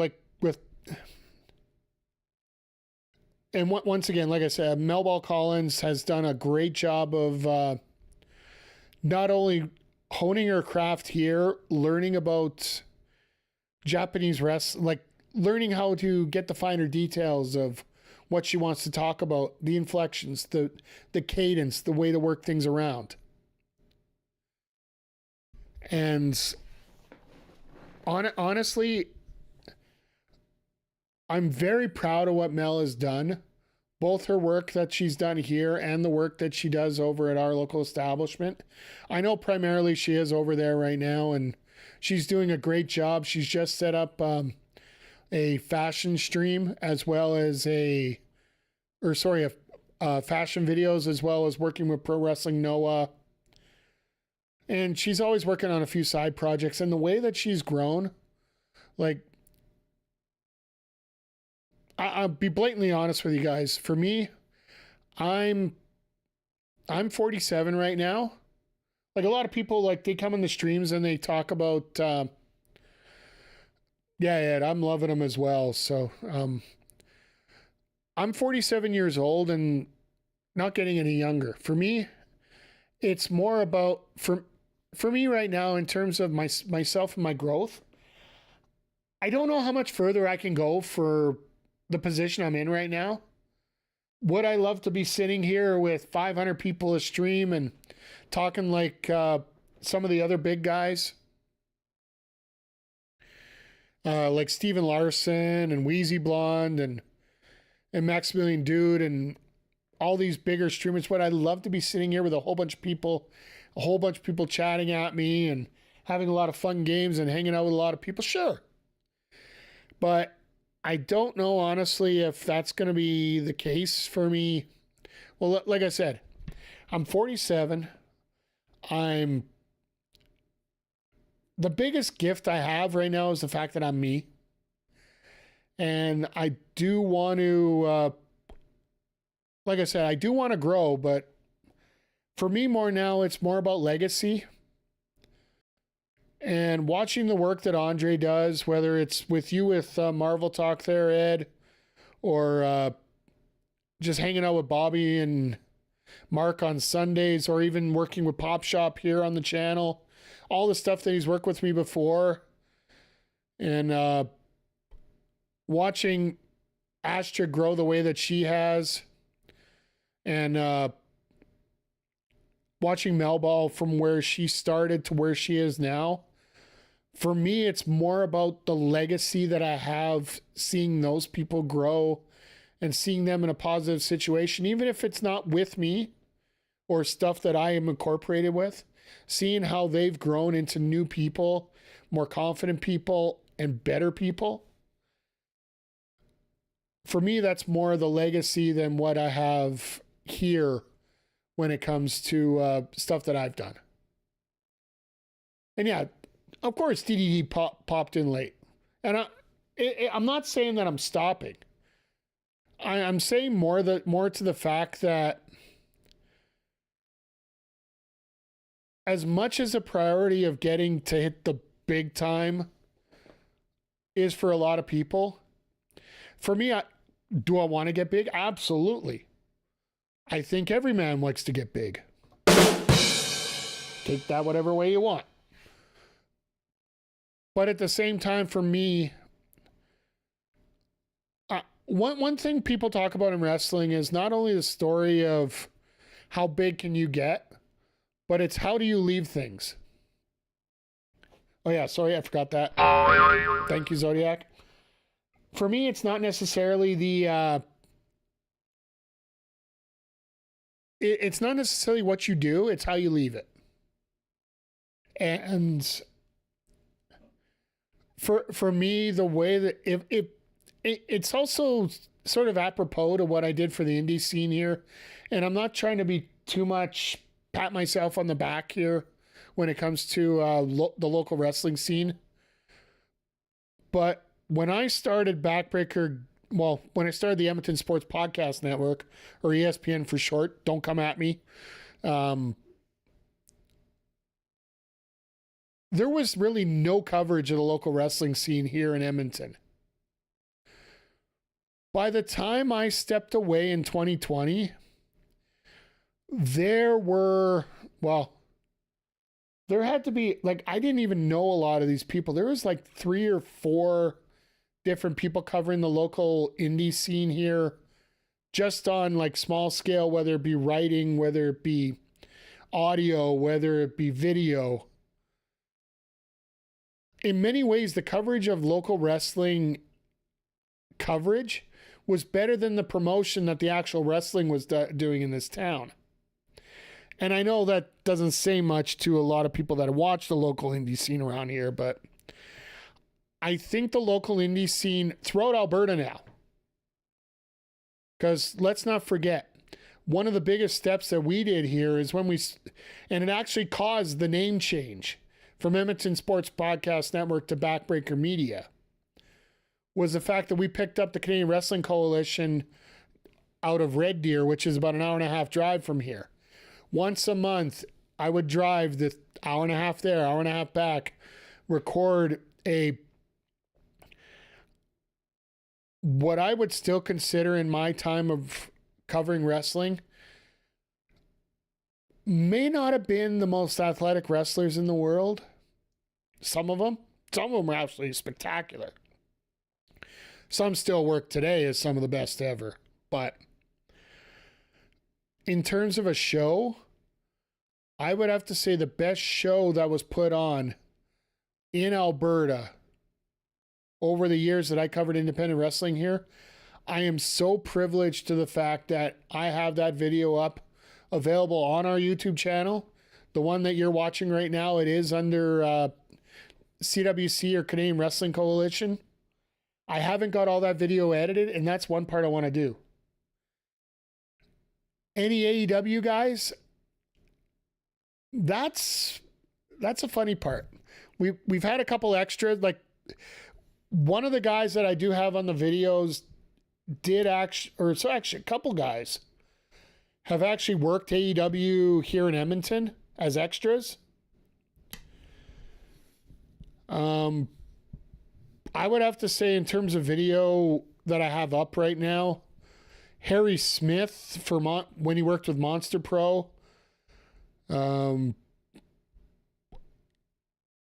Matt Taven, when he was the Ring of Honor World Champion, I do have a video of a couple matches that he had here in Edmonton. Those are available on the YouTube channel. Kenny Omega was one of the very first matches I ever called. Kenny Omega versus a local kid. Now he's in Australia. His name is Scott Justice. But this is way before, like, this is Blue Tights Kenny Omega. This is like 2015. This is before he really became anything. The fact that I was casually talking to Kenny Omega, like, he was nothing at that time. Then,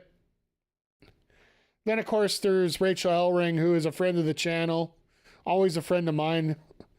Hell, I think I'll never get into specifics ever, but I think the last time I was talking with her yesterday about stuff. As she was heading over to Seattle. I think she's... Oh, Nats? Nats, I'm going to help you out here. And it's funny because I know if she was here right now, she'd probably blow a gasket, but don't forget the A before the E. It's 2 A's.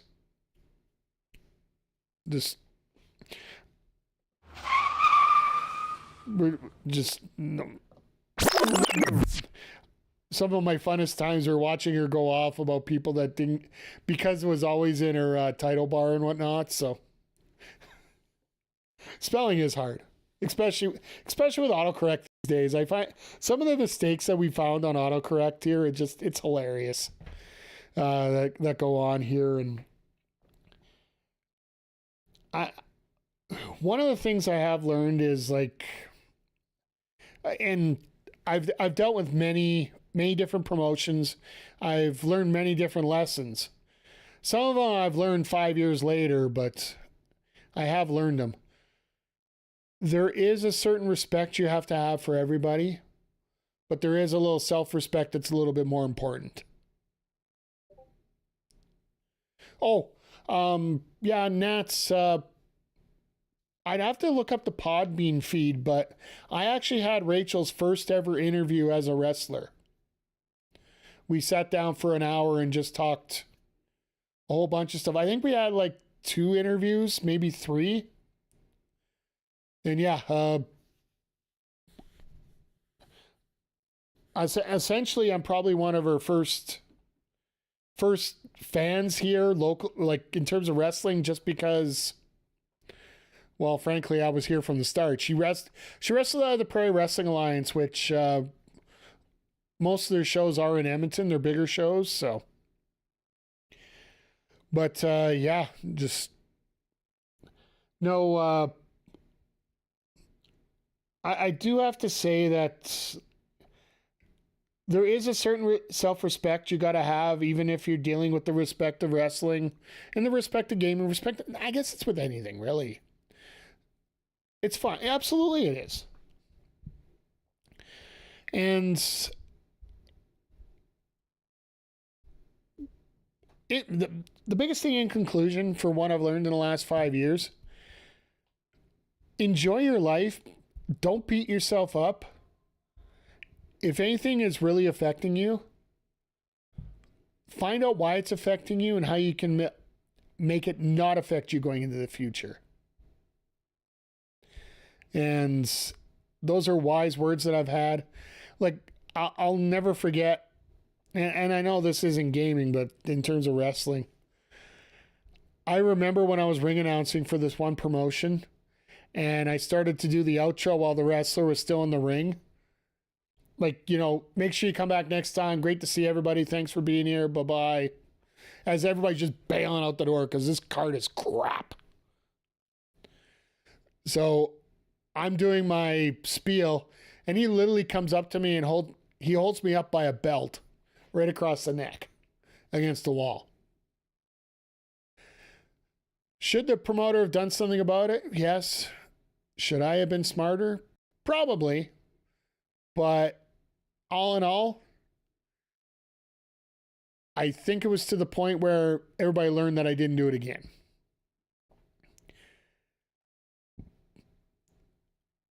And also, it was beginning of the end of my first run there. So I digress because nobody backed me up. But anyway. No, in terms of gaming, like over the last 5 years is where, yeah, you live and learn. Yeah, exactly. In terms of gaming, some of the stuff that we've done here, like the Zelda series, spending entire summers playing Zelda. Like, you never realize how big those games are until you actually get involved, especially those 3D ones. And it's not just a get good issue, it's a programming issue. Like, that's one of the... And that's where you start to learn... That's when you start to learn that you are really enjoying a game. Like, the night that I realized that I really enjoy gaming actually probably happened, I would say, more around 2022. Like, I used to do it. Hey, if you want, that's fine. I'm not... I don't need to know any further up than that. I don't need to push any buttons or anything. But anyway, let me get back into it here. At the end of 2022, I do believe for a Halloween game, we ended up Bayonetta 3. We were, it was Bayonetta 1. Sorry, because we played 3 first, then we went to 1. I was here, it was late December, we thought we were getting close to the game. Hey, Boris, how you doing? Good to see you here tonight. We've sort of veered off from talking about wrestling tonight and basically bringing up it's my 5-year anniversary as a Twitch affiliate here. So basically we've been reminiscing over the last 5 years and some of the stories that I've come up with. And folks, once again, if you want to talk about somebody high class in the YouTube chat right now, he's also he's over on the Love Wrestling channel quite often, Big Bad Boris. He is a very exemplary person and somebody that I really am thankful that I've had the privilege to work with. Those clandestine shows are shows that I will never forget. Granted, it's the last big show that I've ever worked, so. But I was talking about that earlier, Nats. I'll swing back to that here in a sec here. But let me just finish the story I was at here. 22, I was finishing Bayonetta. And we thought we were getting close. And I'm going at it. And before I know it, we finished the game, but we ended up doing a 10-hour stream. And it didn't feel like a 10-hour stream. That's the key thing. It didn't feel that long, but we got it done. After that, that sense of accomplishment of the fact you had to work at it, because there was one fight. It was 3 because Jean was in it. Either way, we're playing Bayonetta 2 sooner than later. Just an off note on that. Got to complete the quartet. But the Bayonetta, just the fact that, you're working at, and people were sticking around and just some were giving advice, which, you know, can be hit or miss, but other people are just chatting with me as I'm going through this, and I'm not getting frustrated. I'm just it's getting close. So I'm getting excited that I almost got it, kind of thing. And that's when I started to learn how much I'm enjoying what I'm doing. It's that same groove I got into when I was doing wrestling, and this ties into having Boris here, which is absolutely perfect. Just the amount of groove and the amount of fun that I was having calling matches. It's the fact that, you know, I was having so much fun. There was even a show in Drayton Valley where the promoter was actually working a match. And at that time, I haven't watched lately, so I can't really say either way. But at that time, the promoter, like Cena was like an advanced knowledge of wrestling. John Cena 5 Moves of Doom was advanced wrestling compared to this guy.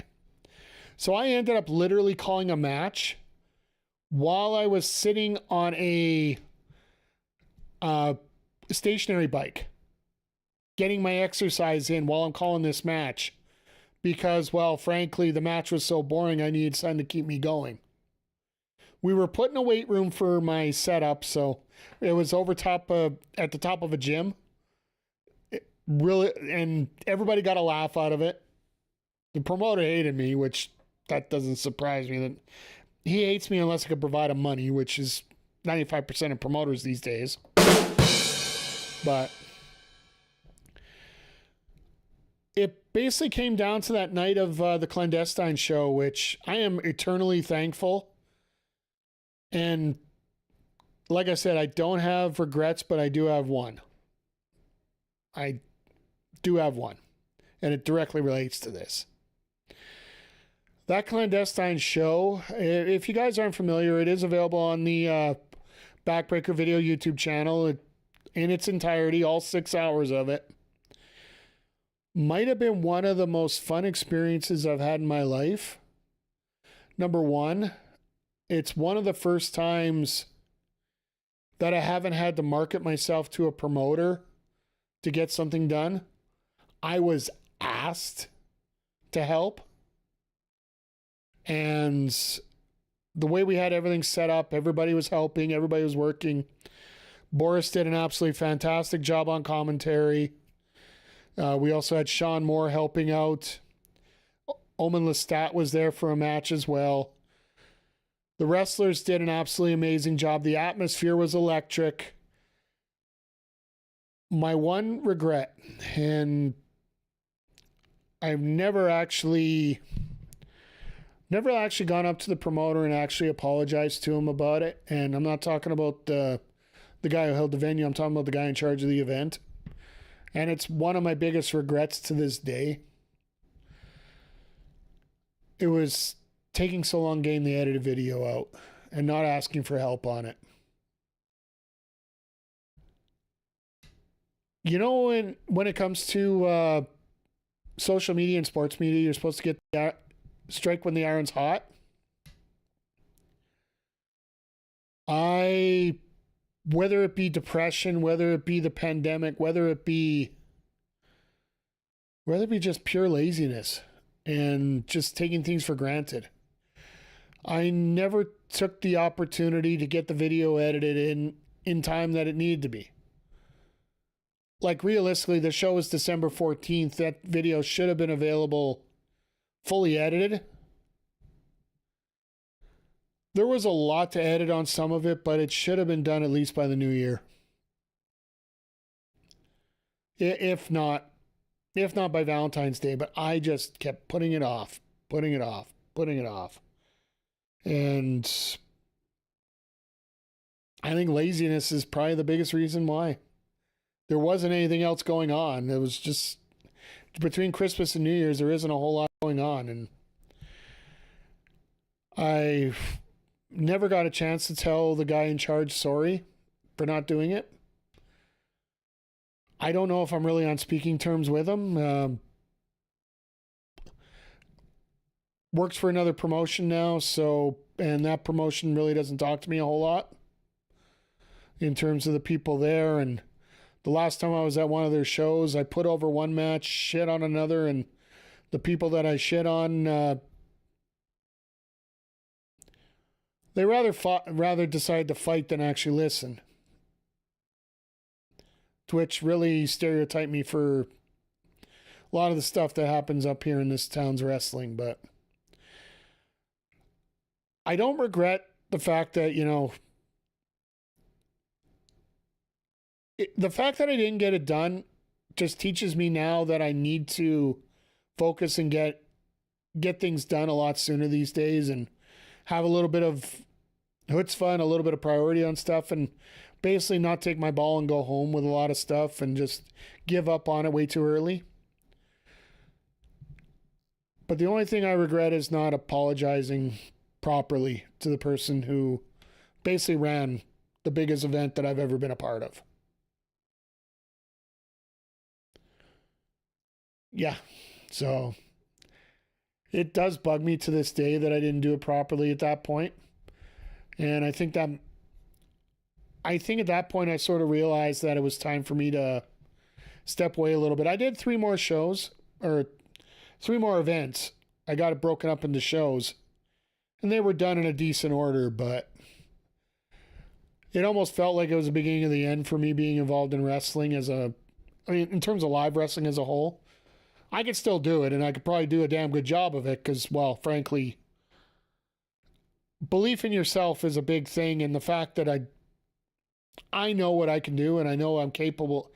I need to get some reps in to get my commentary up, and yeah. Hell, I still have, probably a year's worth of video that I haven't edited yet. I need to get on that, but I've been saying that for 3 years now. All right, you wanted a regret, I gave you a regret. And for me, those dig deep. But focusing on the future, yeah, one thing I will say, in terms of the wrestling content, I want to keep going with AEW. The week of All In, I might be doing sidecasts all week, whether Wednesday's Dynamite, Thursday's Collision, Friday I might do Ring of Honor, Saturday we got All In. Sunday, I want to sit back and watch Evolution. I do enjoy hopping in other people's streams and watching stuff, and I'm a serial lurker, and that's something I do need to fix as well. I need to chat a little bit more, but for the most part, I'm usually a serial lurker. I'll pop in and I'll check things out, I'll take notes, I'll see things. Really won't talk a whole lot, but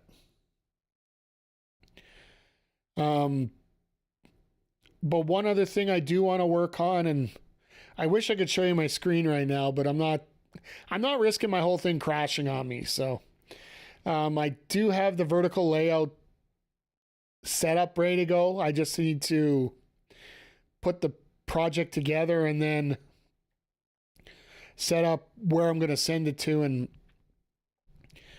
odds are we will probably do short form content over to TikTok initially. If I find I'm not getting the results I need for TikTok, we might move over to, we might end up doing both a vertical and a horizontal stream for YouTube. Maybe even Twitter, who knows? Or X, or whatever you want to call it. Whatever Elon decides to call it. After what's going on today, things could be all over the place here, so. But yeah, that's what we're going to be doing in terms of wrestling content. I do plan on getting some recorded videos done. I do have a How the Ref Would Book challenge that I do need to put together here. If you guys and girls, I don't want to, if any of you, one of these days I'll get the phrase right. If any of you have ideas of what you want me to theoretically rebook, the original concept was for us to rebook the Fallout from All Out, which would still be interesting, but at the same time there might be some other stories. Y'all. There you go. Y'all. It's just, there we go. I got to start developing a southern accent to use y'all, y'all. But if you guys have any other ideas that you want me to bring up, feel free. I do plan on doing some more recorded content. One video that I am working on, like I said, the goal is to have it out the week of All In. I just have to get the script done. Then I got to download some photos, and it's probably just going to be like a photo essay kind of thing. I know people like top 10 videos, so why not give a ref's call for a top 10?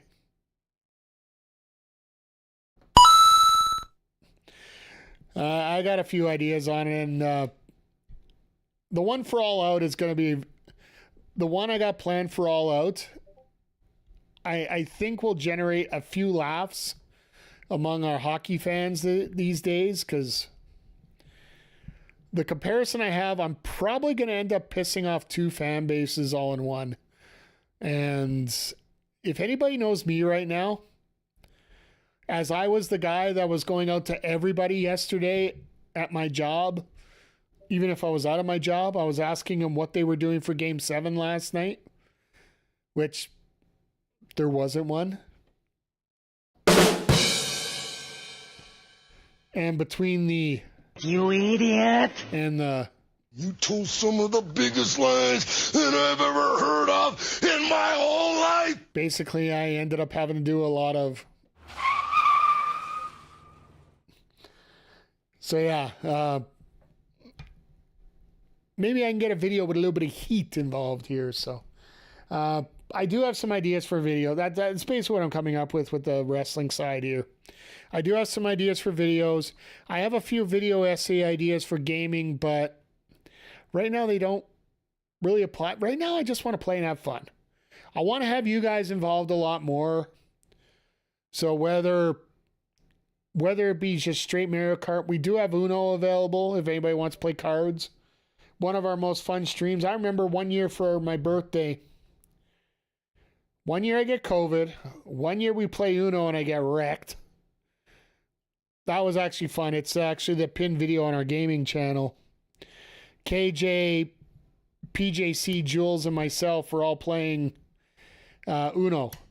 Because I watched a lot of the party videos and I thought, why not try it? So we had a hell of a ton of fun with that. And I'd like to get that going again, whether it be with anybody particular in here or any groups.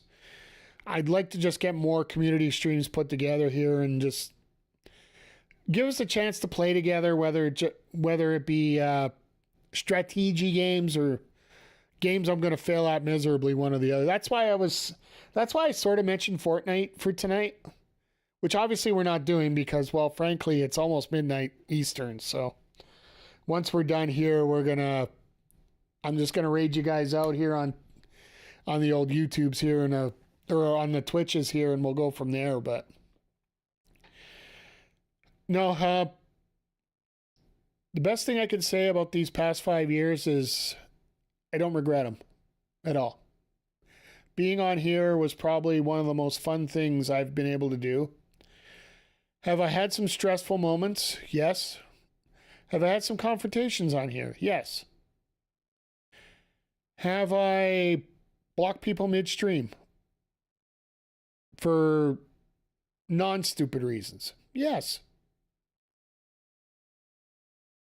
Is there a lot more to improve? Abso-freaking-lutely. Is it going well, though, right now? Abso-freaking-lutely. And you know what the most important part is? All of you. If it wasn't for you guys being here, I don't know if I would...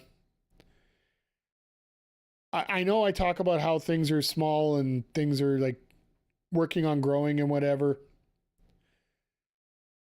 But without you guys, I don't think anything would have... All is fair. It's your chat. Well,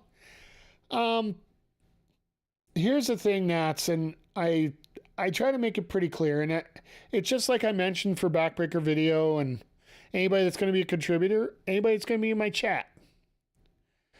if you're going to throw stuff out, whether it be on Twitch, whether it be on YouTube, whether anything, if you're just going to throw it out just to say throw it out as an insult,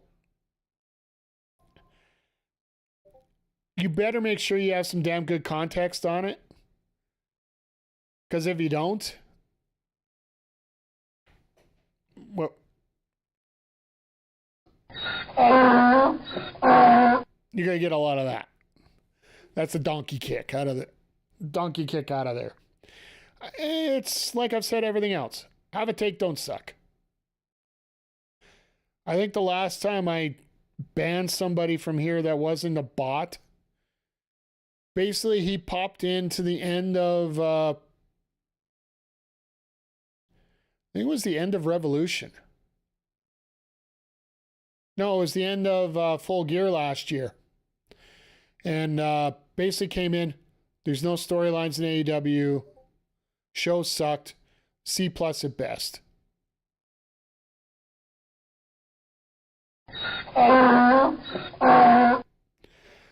Get the kick. Then he decided to go on Twitter and tell me a few extra adjectives. And the fact that I live in my basement with my mother. Well, unfortunately, she's 6 feet under, so I don't live 12 feet under, unfortunately. Oh, yeah, he doubled down on Twitter in my DMs. And it was like, I looked at his because he has a podcast, right? So clicked on his podcast channel, saw they had 20 followers, and I'm like, yep, nope, this ain't worth the fight. This ain't worth the fight. There's some days that I'll feed the trolls. Yesterday, I was just here. Let me just give you all the food you want. All the Oilers trolls, I was throwing them out left, right, and center yesterday. So, but on here, more often than not, unless you think you're going to get somewhat of an intelligent response here, I would highly recommend not feeding the trolls.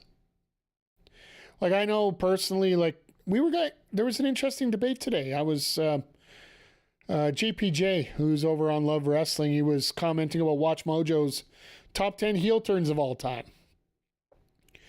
Was really surprised that Hogan Andre wasn't on there. And personally, yeah, I don't know, Nats. I really don't know what his problem was, but probably just frustrated he couldn't get any people to watch him. But anyway, JPJ was actually shocked that Hogan Andre was not on the top 10 list of heel turns. And he had some other listed, which they didn't have Jannetty Michaels or anything on there. Like, they didn't have the classic stuff. And I basically turned to him and I'm like, you know, this guy probably just started watching during the Attitude Era. Based on his list, a lot of them were, like, McMahon was in there and a lot more of the current ones were in there and not much of the past. But he did have Sergeant Slaughter and Hulk Hogan. As Watch Mojo did have that. And Cena was in there as well. That's basically where all these lists are coming from right now. The greatest ever heel turns. You can go to watchmojo.com and check it out yourself. I don't need to. They do enough work already, but I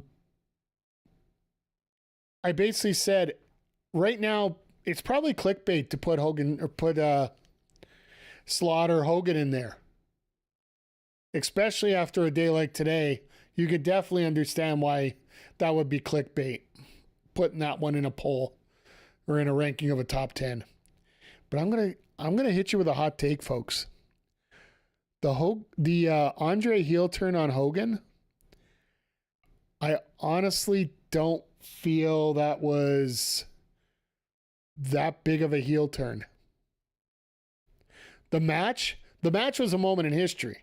The match was absolutely one of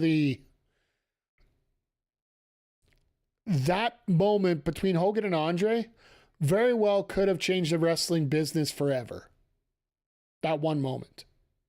Yet that show if that wouldn't have happened, we may not see wrestling the way that it is today. However, the actual turn by Andre really isn't that surprising if you look at it from 2025 eyes. Andre was Hogan's friend. Andre being on the way out, Andre wanted to have a title run. So he brought in Bobby Heenan because he thought Bobby Heenan would give him the best opportunity to win. And he challenged Hogan for the championship. And he ripped the crucifix off to prove that he was serious. It wasn't essentially... It wasn't essentially a huge heel turn, but it was a huge moment in the history of wrestling.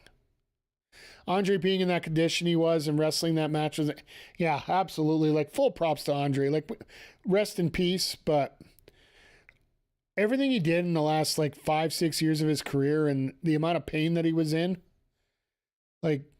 that is, it can never be understated how great of a person Andre was for the business and just how much he cared. It can never be understated.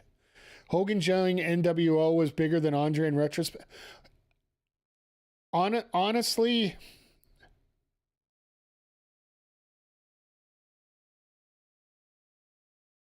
I would consider Hogan joining the NWO the biggest heel turn of all time. I know people are putting Cena up there. Hogan has got to be number one because you never forget your first.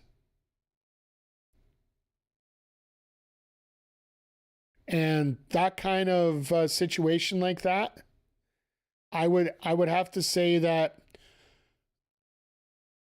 while Cena was the turn that we were almost at the point where a lot of us saw it coming a long ways away.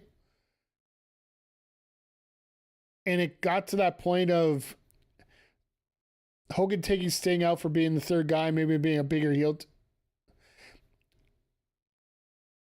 I don't know if Sting would have had the same effect. And the way that I think about it, McGee, think of Mercedes Moné. Think of Jon Moxley. And think of Jon Moxley early 2025 in many ways. We were all on here. Talking about how Jon Moxley having the world title is the worst thing in the world. It's the worst thing to happen. It's the worst thing, nothing that we should ever do. He needs to get that title off him right now. We got to give it to Cope. We got to give it to somebody. Because Mox ain't doing it. The numbers proved otherwise. The numbers literally proved otherwise. And I'm not talking about actual pay-per-view numbers because, let's face it, there is a very probable discussion and a very useful discussion that we could say that Tony Storm, Mariah May could have been more of a reason why people came to watch that show compared to that main event. But if you go on the internet, and yes, the internet's horrible, but at the same time, if you go and look up Google searches around that time, Jon Moxley going into that pay-per-view, the amount of people were searching for Dean Ambrose / Jon Moxley compared to anybody else on that card, including Adam Copeland, it wasn't even comparable.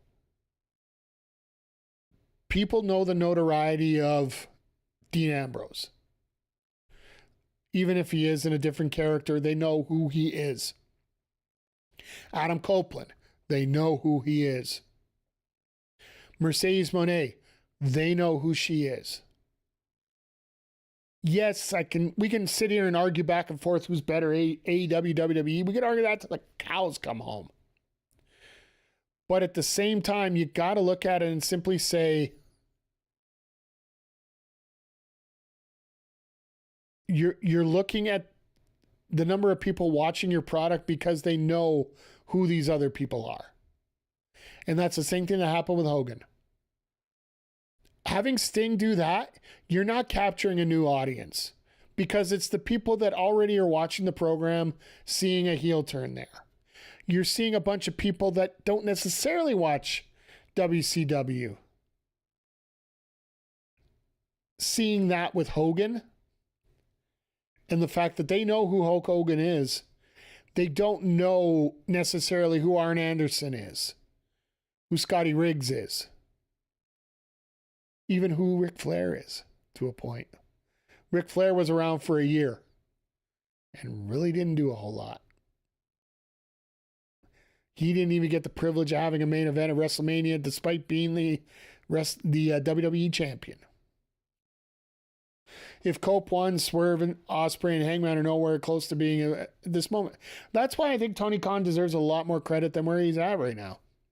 And I said it during the Sidecast earlier tonight, that I honestly do hope that Tony Khan, has he been perfect? Hell no. His treatment of the women's division, while he's booking some good feuds, it's definitely more quality over quantity. And unfortunately, we're in a position right now where it needs to be quantity over quality. Because I think with more quantity, you will get more quality. And his booking of Ring of Honor, frankly, a lot of people think if he was just booking Ring of Honor by itself, I think they all think his IQ is PU. But TK deserves a lot of credit for going through the right.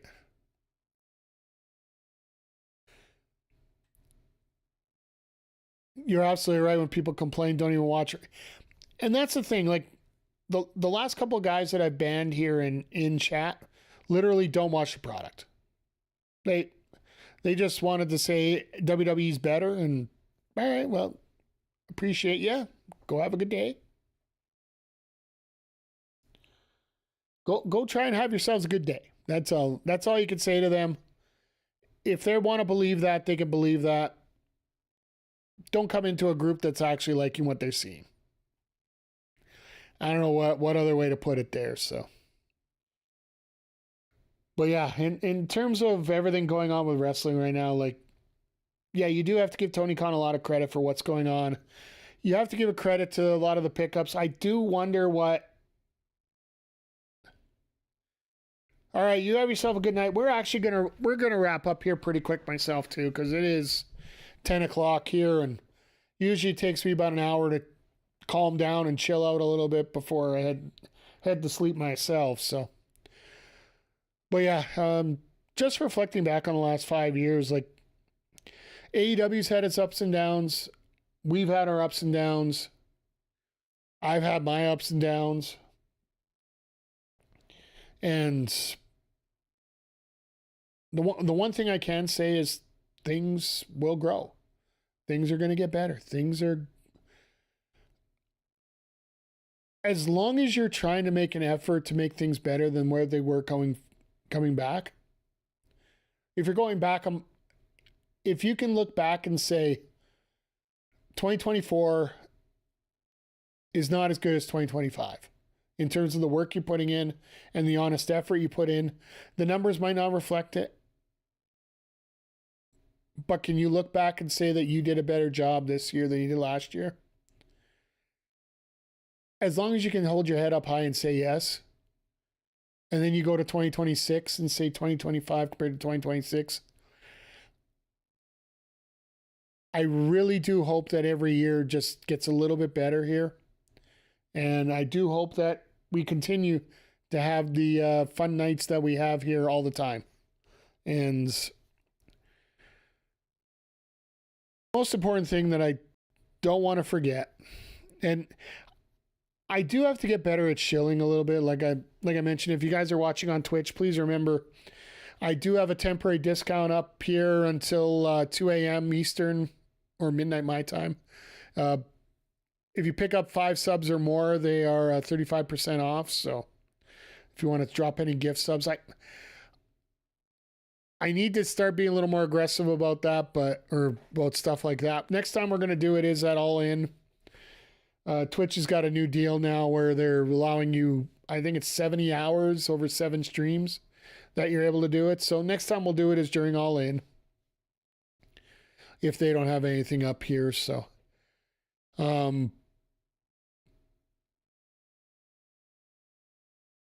biggest thing I want other people to do, and a biggest thing I need to do for myself, take a little pride in what you do.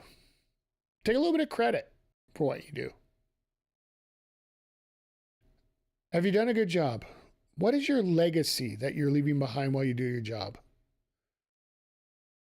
And as I take more time to look back, do I have regrets? I have one. And I've already mentioned it, and I don't need to go over it again because, well, I have a very good streak of not crying on stream, and I'm not breaking it for that. But the legacy that I've left here over the last 5 years, and the amount of fun that we've had over here for the last 5 years, to me is probably one of the most important things that has happened in my life, period. And I have each and every one of you to thank for that. Because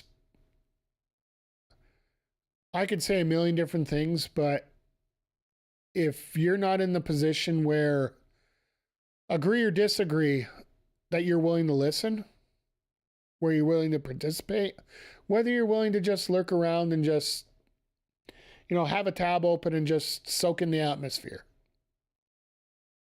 Whether I be gaming, whether I be talking wrestling, whether, of course, I'm not wrapping it up here with another story. I've had streamers that I wouldn't even think of. Like, in terms of the stuff that they cover, in terms of what they do on their streams,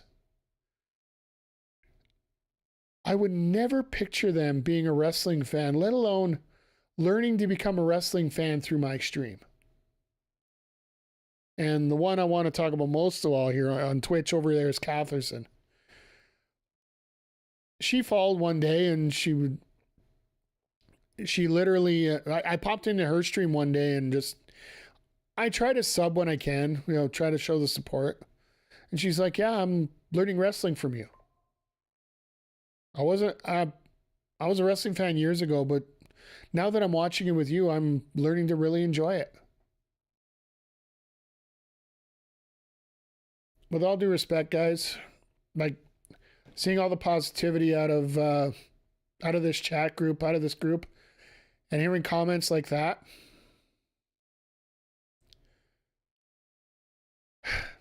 not gonna do it. Meh. To me, comments like that are probably the most important thing that I hear, period. And to me, that is what true legacy is all about. Making this world better going out than it is coming in.